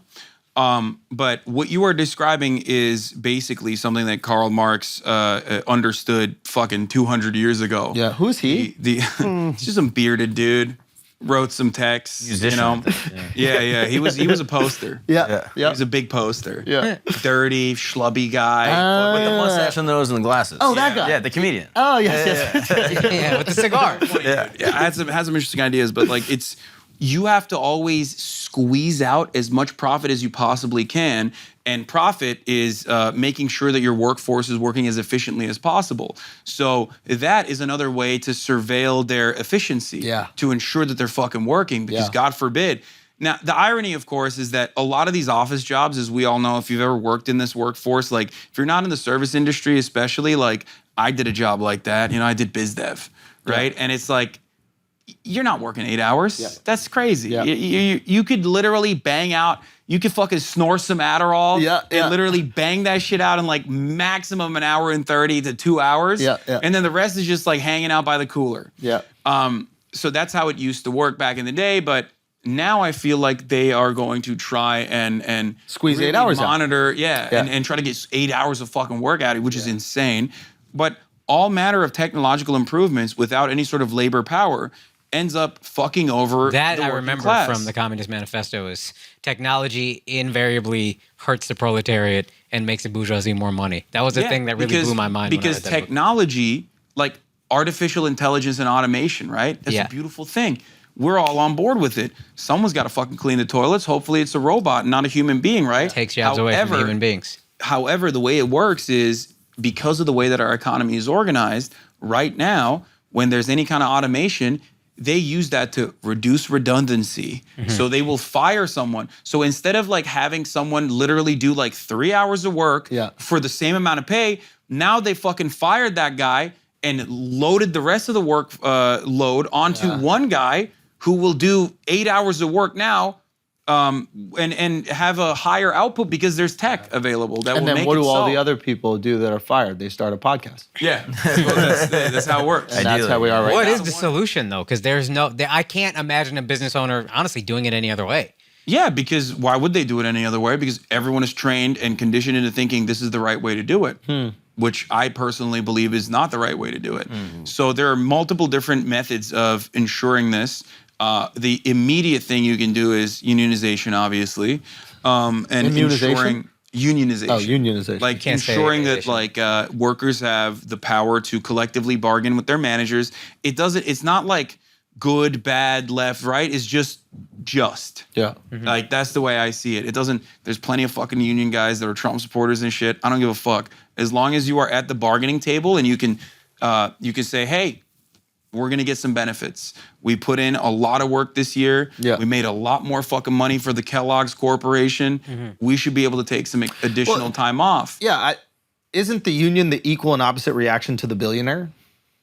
I mean, it's one way. It's the only way. It's the only way, right? It's the only way that you can push back against the way that your workplace is organized. Well, and they fucking hate that. Like, well, it's kind of human nature, though. I mean, like that's how like humans have evolved, right? Is there's like one super alpha male, and then the betas all came around, and they're like, we don't like one guy telling us to do, let's kill him, and then we just kept doing that. And we kind of domesticated ourselves.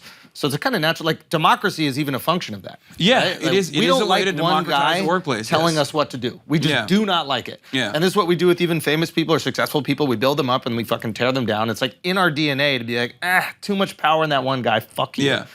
And that one guy could be magnanimous, right? And the way I see it is like, as someone who does have a lot of wealth, I try to use it for good as best as I can. I help organizing efforts. Like I bring in community organizers, union organizers. I raise funds for philanthropies, mutual aid, all that stuff. But it shouldn't be up to me. Yeah. Like it shouldn't be left to someone being like, I'm gonna be a good dude in this situation and do what's right. That should be by design. And if that was by design, if we had a different way of organizing society, then we wouldn't have need for charities. You wouldn't have to work so hard. What? No, I mean, you wouldn't have to only stream stream so 3 much. hours. I know, you have to stream 10 hours, no, dude. I You love, could do it but for I love what no I do. time. I love what I do. Like, Yeah, but all you jokes have aside. to do it, bro. This is fucked up, this system, dude. This is a fucked up system we're working in. I am so fortunate because, look, I work shitty jobs and I got shitty pay. Yeah. And I love what I do. Yeah. So it doesn't even matter. Like I have a contract with Amazon, right? Because you have to get a contract like you're an exclusive partner with Twitch. And in that contract, there's like stipulations. I can't like talk about it too much, but there is a certain amount of hours that like if you have a contract with a streaming platform, there's a certain amount of hours that you need to stream. Oh. Yeah, there's a minimum amount of hours. There's like, things that you negotiate in that contract. What's really cool about working with Amazon is they treat their workforce so great. So well. So well, historically. Is that a conflict of interest for you? What? Actual question. Yeah. Working for Amazon And Bezos. and Bezos when I'm sure you disagree fundamentally. Yeah, and I talk a lot of shit. Not only that, but I had shouts out to Chris Smalls. He is the organizer, the labor organizer for the first ever Amazon distribution facility up here in New York. Actually, Was it Staten Island? I they unionized? I think so. Yeah. Oh, that was the one AOC was. I think AOC was like helping them or something like that. No, AOC. I think she pretended she helped them. No. There was a little bit of conflict, but like they're fine. They squashed the beef. Okay. But anyway, that part doesn't even matter. But I had him on the broadcast. You know what I mean? But is that like tricky, or are you part of a greater system? You are operating within the system, so no matter who you work with or how you work. No, you nailed it. It is that. It is impossible to escape the clutches of Amazon when you're working in any part, in any industry. Because AWS owns like fucking 80% of the internet. Explain AWS to people. Amazon Web Hosting Services is the backbone of the internet. Yeah. So every fucking website is still hosted by them. Hosted by them. So like this is where they built their. This is their emission credits or whatever. Yeah. Like this is where the real Amazon money came from. Right? Exactly. And they own an insane percentage of the e-commerce too. So like it's very hard to escape Amazon. Almost impossible. And if you're going to escape Amazon, where are you going to go? Microsoft? Like, oh, God, those guys are really good, you know? So it doesn't matter who you work with in that situation. Well, here's a question. This is why they say there's no ethical consumption under capitalism. Would it be possible to compete with one of them if you didn't have the same policies? You would be at such a disadvantage. I don't think you would be able to do that. Yeah. I don't even think that you would be able to literally fucking you would have make to change an the rules. international competitor unless like the rules were changed to side with the working class to ensure like the NLRB was like beefed up. You know what I mean? They got like fucking guns and they would like arrest you for, you know, not paying back pay or wage theft. Yo, he's going, you should be worried about that. He's like, fuck yeah. Dude, we keep everybody here, man. You gotta have all the opinions, dude. So the way I see it is like, if we didn't have like a pro-capitalist government, a bourgeois government that is creating the conditions to ensure that like workers can never actually engage in emancipation and get better pay for themselves and better benefits and whatnot. If that was not the case, then yes, there could be a competitor to something like Amazon, because Amazon would be like fucking cut into pieces regardless. But as a singular individual, like trying to compete with Amazon with a cooperative, let's say, of a greater system. or a unionized, like democratized workplace is pretty fucking difficult. Who's the model economy government? Who's that? Is there one right now? I don't think there is one. No, I mean it's like the way I see it. I'm not like a revolution tomorrow. I got my fucking furry ears on. The type of person. I'm gonna Molotov cocktail business owners or whatever. I see it as a transitional period, especially in America. Like you have to make sure that the conditions are met. I don't think that there's a lot of revolutionary potential in the United States of America because we are a part of the labor aristocracy. I do think that we are beneficiaries of the third world exploitation. You know what I mean? Like we don't even fucking think about it, but like the shoes that I'm wearing, like some Indonesian child slave made this shit. But isn't there like a little bit of silver lining in capitalism is that we like found how good Asians are at sewing? Right? Like they would never have known that. Yeah, no, totally. If they had we no didn't idea. need sneakers. Yeah, they had no idea. And then they fucking got to sewing and they were great. That's such a young age. Yeah, that's why they're doing it, because they're so good. We're They're unlocking the fucking potential of the third Exactly. world. What were they doing before? Karate or something? And then we found the exact thing that they're incredible at, which is sewing. So capitalism is pretty good too. Yeah. On that front, I think that there is way more revolutionary potential in the third world because of the way that like production works there. Whereas here in like America or in the Western nations, like we've already outsourced that. There's no fucking assembly line where you can get together and be like, yo, this shit sucks, huh? Like, fuck this manager. You know what I mean? Like, why is he doing this? Why is he up my ass all day? That doesn't really happen as much. And where there are assembly lines, like there are already like those are unionized sectors regardless. But those unions are so fucking old school that they are kind of a part of the system itself tribal. too. So it's too powerful of a force. So what I try to do is instill class consciousness in anyone and everyone that I can. And do agitated propaganda to ensure that people will go out at least know that there's something else out there. Yes, and try to get their workplaces organized, which has been very successful. The first ever Chipotle union in Michigan were two Hasanabi heads, two fans of mine. They were like, one of them was reading a Mark Fisher book. It was and the other one walked up to him and was like, "Oh, what's up? You're reading a leftist book. What? Hasanabi? Hasan Piker?" Like that's and what they started connecting. And then that's how they and that's then cool. said, you don't know Chomsky? So I don't need a tip at that Chipotle. So you go to that Chipotle, you're blasting them with tips. But it's stuff like that. There's a lot of organizers, student organizers and shit in my community as well. What about and we talked about this with Stavros a bit, but like, do you think it's also a function of time and value of life, and that America has been built and I guess kind of rejuvenated by the immigrant experience, right? Like your parents come here, they're like, yo, it's time to get it. Your dad is like, nah, you're not fucking around with the military. Like you're gonna go out there and get your education, get some money. My mom had the same idea with me. Al's parents, literally Mark's parents, literally all of us here are kids of immigrants. Kind of funny.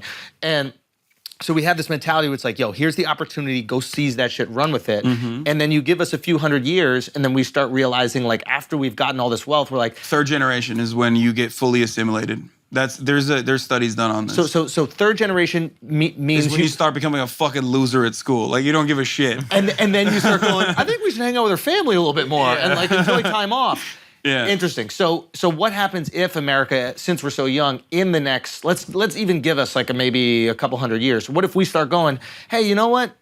It would be good if we value the work week a little bit Let's take August off. Yeah, let's do what... Like, do you see what happens? Do Europe and America. I wonder if we're just young and we're eventually going to get there. Yeah, you see what he's saying? Like, once there stops being an influx of immigrants and we become second, third, fourth generation Americans. And everyone is American. And people aren't... Then maybe capitalism kind of leaves and then socialism Because we realize the thing. things that really make us happy, which are like family, friends, and taking August off. Essentially, capitalism. It's a great idea for sure, but no, I don't think that's gonna Really? it's gonna happen, bro. Because You don't there's think it's so a natural evolution? I don't think so, and the reason why I don't think so is because, well, first of all those European countries, like, they did something just like America did, which was, you know, slavery and theft and you know, colonialism. Bring so up that's the how past. they were able to, like, build that profound amount of wealth that they're banking on. Some of those countries still actually manage the financial operations, like France. You know, they still own, like, the central bank of Somalia and shit. You know what I mean? Oh, wow. So, like, they still keep A lot of money up in there, with I'm that. sure, yeah. Yeah, I mean, but yeah, there is it's an entire country. So yes, there is a lot of money there. You know what I mean? It's not, it's not, they're not caked up in Somalia, but still caked. Yeah. Like, so there's a lot of that going on, but Let us hope. Let us hope, Hasan. I don't think time is gonna do that, because with climate change, like, there's always a new fucking... Oh, you believe in that? Yeah, I believe in it, because this is a Chinese conspiracy, so I love that. That's why I believe in it. Is that what they say? That Yeah. China's paying you big bucks to say this shit? No, I do like Xi Jinping. He's great. Wait, really? I love high-speed rail, bro. it's fucking Belt fire. and Road Initiative, that shit is lit. Yeah, that's good too. I'm on board. The Uyghur stuff, not great. Okay, that's not great. Is that Don't how it's do pronounced? That. Uyghur is how you're supposed to say it. It's a Turkish word, right? Yeah, it is. They're Turkic. Yeah. Yeah. You say yogurt? I just Americanize it and say Uyghur. Yeah. Oh, I like But it. even their food is more Turkish than like Yeah, Chinese. they're tradition. Turkic. They're a Turkic people. So why aren't y'all stepping up and Yeah. helping out your boys? Why are you bro? rolling over? What are you Get gonna- in there. You can't fucking do shit. What are you, crazy? Yo, you guys shot down a Russian plane. Y'all don't give a fuck. I mean, that's true. Turkey as a government doesn't care, and they actually do act. They swung on dudes in D.C. Remember that? Yeah, Son, if you That think shit was America is wild, bad, baby. that was insane. if you think America treats their workforce poorly, China, let's take them out. Yeah. I mean, here's the thing. Talk That's a that really interesting. shit. That's a really interesting take, because Talk I that agree. But that, like, 1 fucking or 2 decade of, like, hyper exploitation of its workforce yielded insane results for China. Yeah, so which it's is worth why it. they're going through their, like, 80s fucking period of, like, you know, a Coke robust middle binges, class and, yeah. like, you know, buying luxury goods. Like, China is popping the fuck off right now. Yeah, They yeah, are yeah. dominating. It's terrifying. And their economy is great. Yeah. They're killing it. And part of that is because, like, they just straight up said, like, it's a very different way of looking at it. I don't think that they're actually, like, a perfectly transitional socialist state in the way that, like, a lot of people will claim they are on the internet, especially. But they do have some really good ideas. $100 million would you work for the Chinese government? He just said they have some really good ideas. I do it for fucking, I do it 50? I do it for the high-speed rail, dude. I mean, like, yeah. How much do you hate travel time that you're like, yo, China? It's not just that. It's like there's this concept of Chinese prosperity that they abide by overall, where it's like, yeah, the government's really authoritarian. Yeah. There's no fucking social liberties. You know what I mean? There's no, like, civil liberties in the same way that you see it in, like, Western countries. It's authoritarian. Yeah. You know, there's no porn. I hate that. Yeah. You know what I mean? I want to watch porn every now and then. Yeah. Right? But having said that, it's more like you put your head down and you work, because you know that the government's taking care of you no matter what happens. Because if the government doesn't take care of you, you know, they're not that far removed from a peasant's revolution. Like, you know what I mean? It's like they have that in their history, and they could technically do that. They haven't. But ultimately, they recognize that the government, at least the Chinese people I talk to, will say, there's this understanding that the government is, unless you're, you know, an Uyghur Turk living in Xinjiang, then of course not. That's the government has your best interest at or heart. Tibet, but ultimately, yes, the government has your best interest at heart, and they show it too. They build like fucking crazy, and they take this overall pool of wealth and they distribute it across this massive fucking land with billions of people. And that's the reason why they've been able to prosper so aggressively over the course of the past like 2 decades. You don't think it's because they just like steal all our technology and they don't do any research and development at all? And well, that's a really good take. Steal our actually. IP. That bargain was engage in contracts and then use software to rip off everything. No. Done. That definitely cuts out a lot of the trial and error. A lot of the work. They take trial and advantage error, of our for sure. workers. But you know who they're did taking that? advantage of our workers. No, you know who did that? Why are you okay with that? No, you know who did that? Who? The business owners. They knew that China was not going to abide by their IP, and they still kept doing it. Why do you think the factories? Yeah, why do you think the fucking factories are still in China, motherfucker? It's been like 20 years. You know they're stealing your shit. They're fucking good, dude. Yeah, they're good. Because business owners were like, I don't give a fuck if my IP is stolen, as long as I get that Chinese money. As long as I get that Chinese manufacturing. Yeah. Which now they have developed to a point where like Chinese manufacturing is definitely primo. Like you can get top shelf quality or bottom shelf quality still if you want in the same fucking factory, but even they have to now outsource it to other places because now it's not, you can't meet those deadlines and you can't like abuse your workforce once they become more prosperous. Yeah. So it's the same concept. It's the tendency of profit to fall always. Like the profit margins are always going to fall. So capitalism with has worked out for technological them. achievements.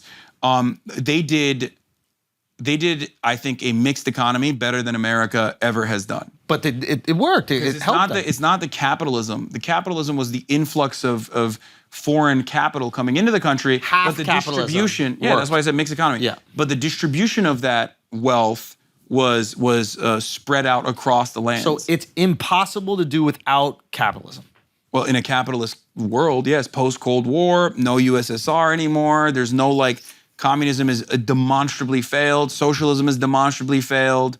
In that situation, it's like, yeah, you're gonna look at that, and Deng did, and he said, yeah, we're gonna, to be socialism is not about being poor. To be rich is glorious. Well, that's a mistranslation. Who invented capitalism?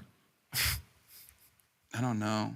Mr. Capital. Isn't that crazy? We don't even know. Well, I mean, But Adam Smith wasn't even a fucking capitalist. Wasn't even a capitalist. Wealth of Mark. Nations. He wasn't even a He was capitalist. Scottish. Bro. That was That's his the issue. funniest part about He it. Is like invented it all, baby. Adam Smith fucking hates landlords and shit. Everybody with a fucking econ degree is like, Adam Smith, invisible hands. Like, motherfucker, you didn't read the text. Like, there's plenty of shit. Like, Karl Marx stole his work. I mean, technically didn't steal it, but like plagiarized half his shit, bro. He took advantage of that worker. Yeah, exactly. It's fucked up. He also loves guns. That's why Karl Marx. Let's is lit. fucking Yeah. go, dude. Okay, so all right, listen. I know that we don't have all day with you, but I do, before we get out of here, want to understand Nancy Pelosi.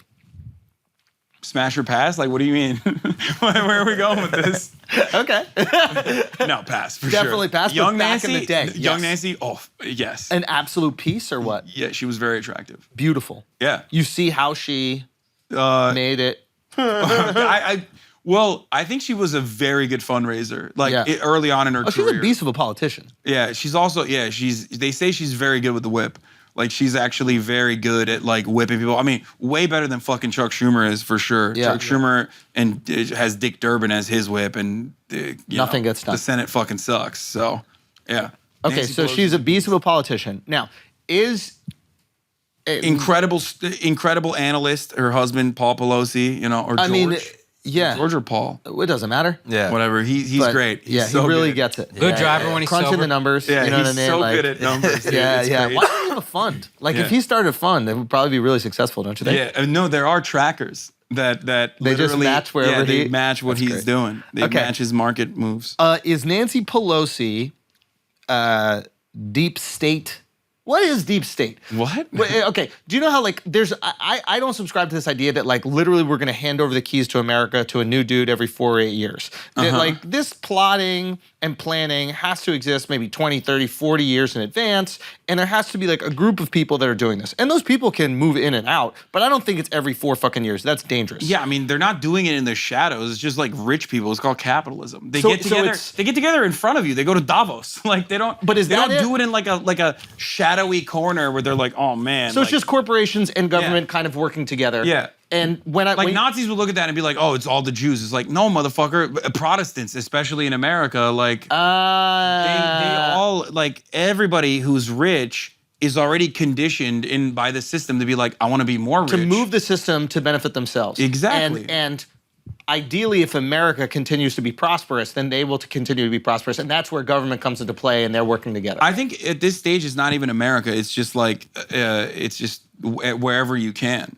Which is precisely why, like the original, like the gamble of moving manufacturing overseas yielded an incredible return, prosperous China for the next couple decades, but was awful for that. A company like NAFTA was awful for the American because they weren't workforce. thinking about how this would benefit America. They were thinking about how it would benefit that specific company. There was no like patriotism associated with that move. They were like, fuck the workers here. Yeah. The patriotic thing to do would be pay the workers here a little bit more and not build up this other country. Yeah. Yeah. No, I do feel that way.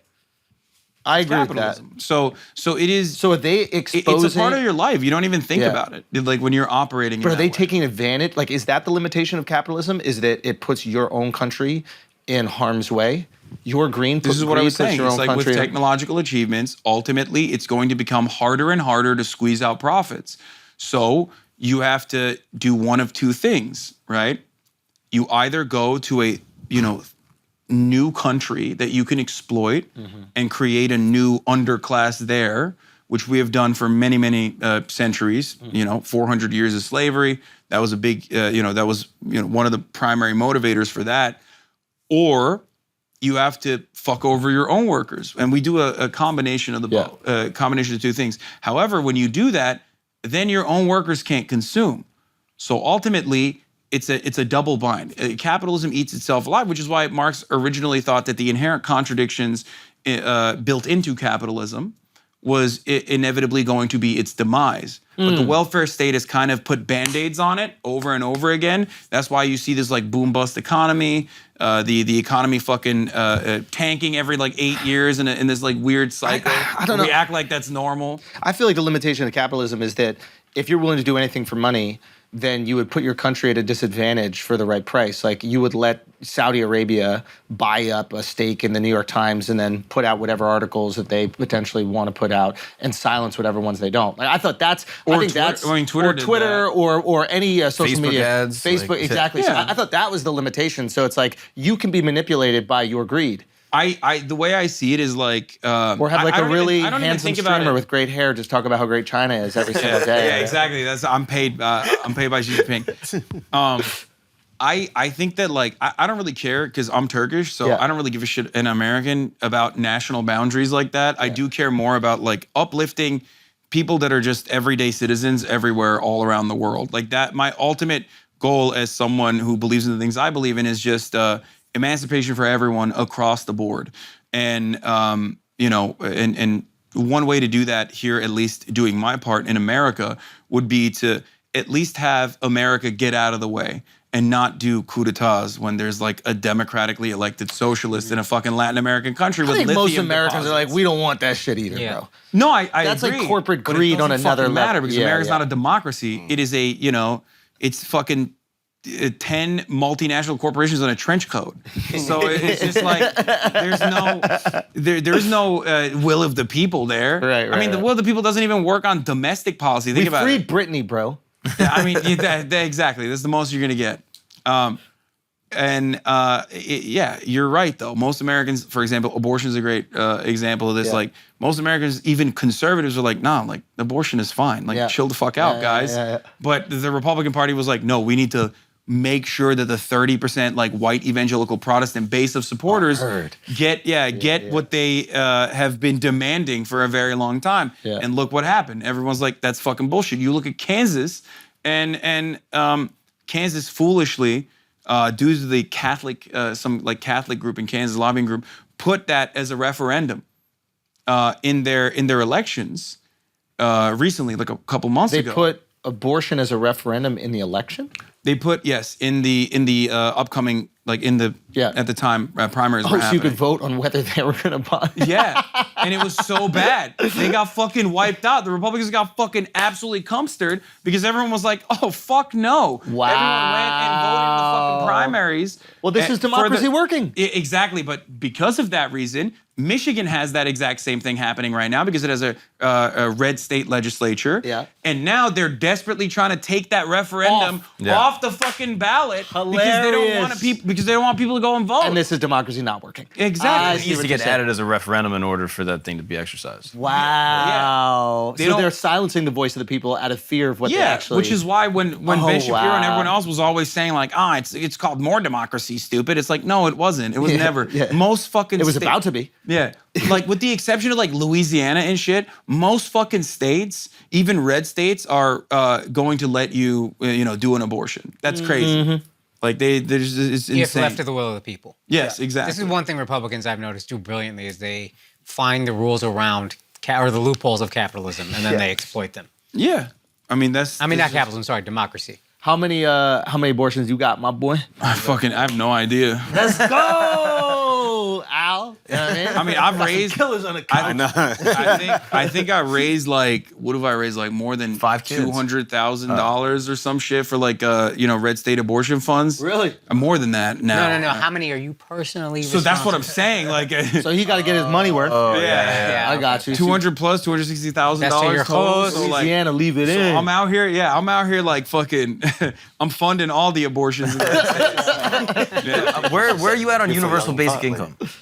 I think universal basic income has been championed by those like Milton Friedman and shit too, alongside and Andrew Yang, who I don't like. He sucks. He's a fucking who wouldn't do this boring podcast? nerd. Fuck him. I told him if he didn't come on the podcast, he wouldn't be the mayor of New York. Well, you're what happened. right. There you go. But it goes either way. Like I think it's a necessity in some ways, but it can't actually be used as a way to eradicate the welfare state. That is also a necessity. Like I think in the way that production works right now, because the distribution of wealth is not adequately spread out in our country, like you're gonna need it. At a certain point, you're gonna need UBI. Doesn't matter. It's gonna have to happen because companies have consolidated all that power and all the profits at the top, and motherfuckers still need to buy burgers, you know what I mean? Or else, why are you making goods to sell? Yeah, you have goods to sell. So like you have to do that. That's interesting. It's not in the government's best interest to help the people. It's in the company's best interest. It's like the Model T thing.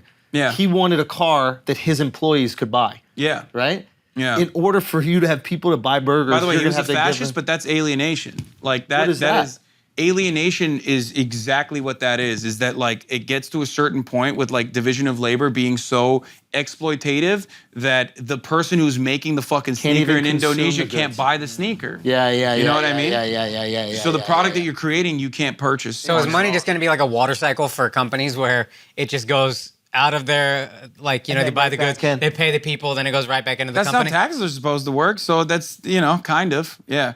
And they will do it only when it's like literally a fucking necessity. Why do we get stimmies? The American government never gives money to the poor. In the 2008 financial crisis, what did Obama do? He bailed out the fucking banks. They all got golden parachutes. Not a single motherfucker went to jail. Bullshit, right? How does that happen? Because the other way around, if they paid off all those mortgages with the money instead of giving it to the banks, then that's a moral hazard. That's what they call it. They say it's a moral hazard. Why is that? It's only a moral hazard if you're helping the people who need it. Exactly. Because the poor don't know how to spend their money. You know what I mean? They're going to buy dumb shit. Which is what you want us to do. Yeah. You want us to buy all the dumb shit. Exactly. Yeah. But when you give the rich the money, they're more productive with it, which is ironic and not true because they shelter it. Yeah. So it doesn't even matter. They park it in like overseas or they park it in assets that are not even productive. They are productive with it.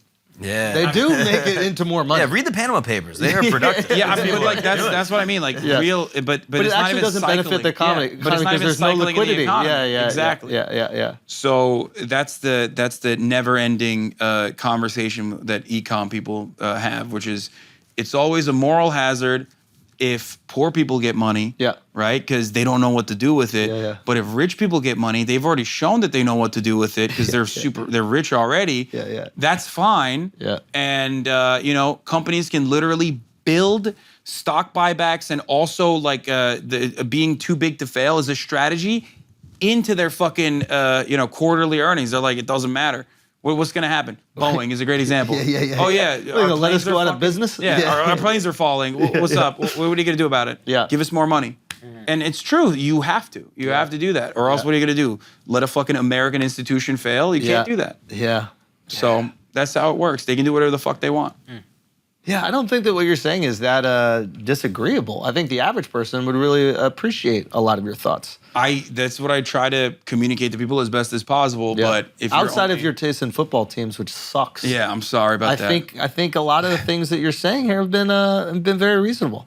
Yeah, the thing is, it is reasonable if you like listen to me in a. But if you're just grabbing a sentence from a thing, if you listen to me in an agreeable situation, But if you're like watching fucking clip compilations of me like raging at chatters and you already have this idea that like, oh, this guy's a hypocrite socialist grifter, fucking like what I always say is this, bro, if I'm good enough and in media to do whatever the fuck I want. To do the grift if you wanted Why to. the fuck would I pick the most annoying? Why would I pick the broke ones? The most annoying fan base? Like, I'm sorry. It's just, every leftist hates each other. Like, we constantly yell at one another. It's so fucking bad. Why would I pick the worst fucking avenue? I could have just been like Tim Pool. That motherfucker's boring as shit. Doesn't matter. It doesn't matter. He's saying the right things.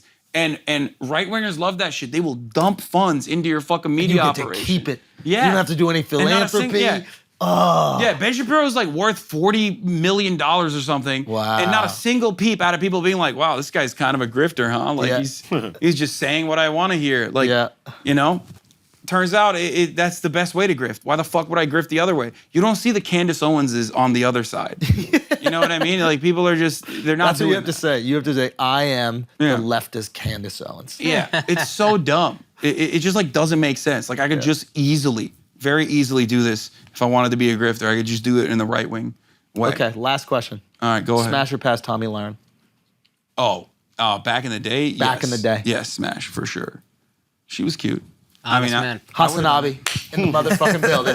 Thank you so much for coming, man. Thanks for having me. Tell them where they can get you. Tell them everything. I'm live every day at twitch.tv/HasanAbi. I'm live after 11 a.m. Pacific. I'm also on Twitter at Hasan the Hun and on TikTok and Instagram at Hasan D Piker. D as in dog. And I'm sure after watching this episode, you're going to see tons of his clips show up on YouTube, and these are all independently cut. Yeah, so don't fucking yell at me when like some random fan channel is like clip this shit out. Because they always get mad at me. They're like, bro, what the fuck? You stole the thumbnail. I'm like, bro, I don't know who this person is. They're just a fan. Like they're trying to make money. Shut up. Yeah. You know? Guys, thank you for watching. Peace.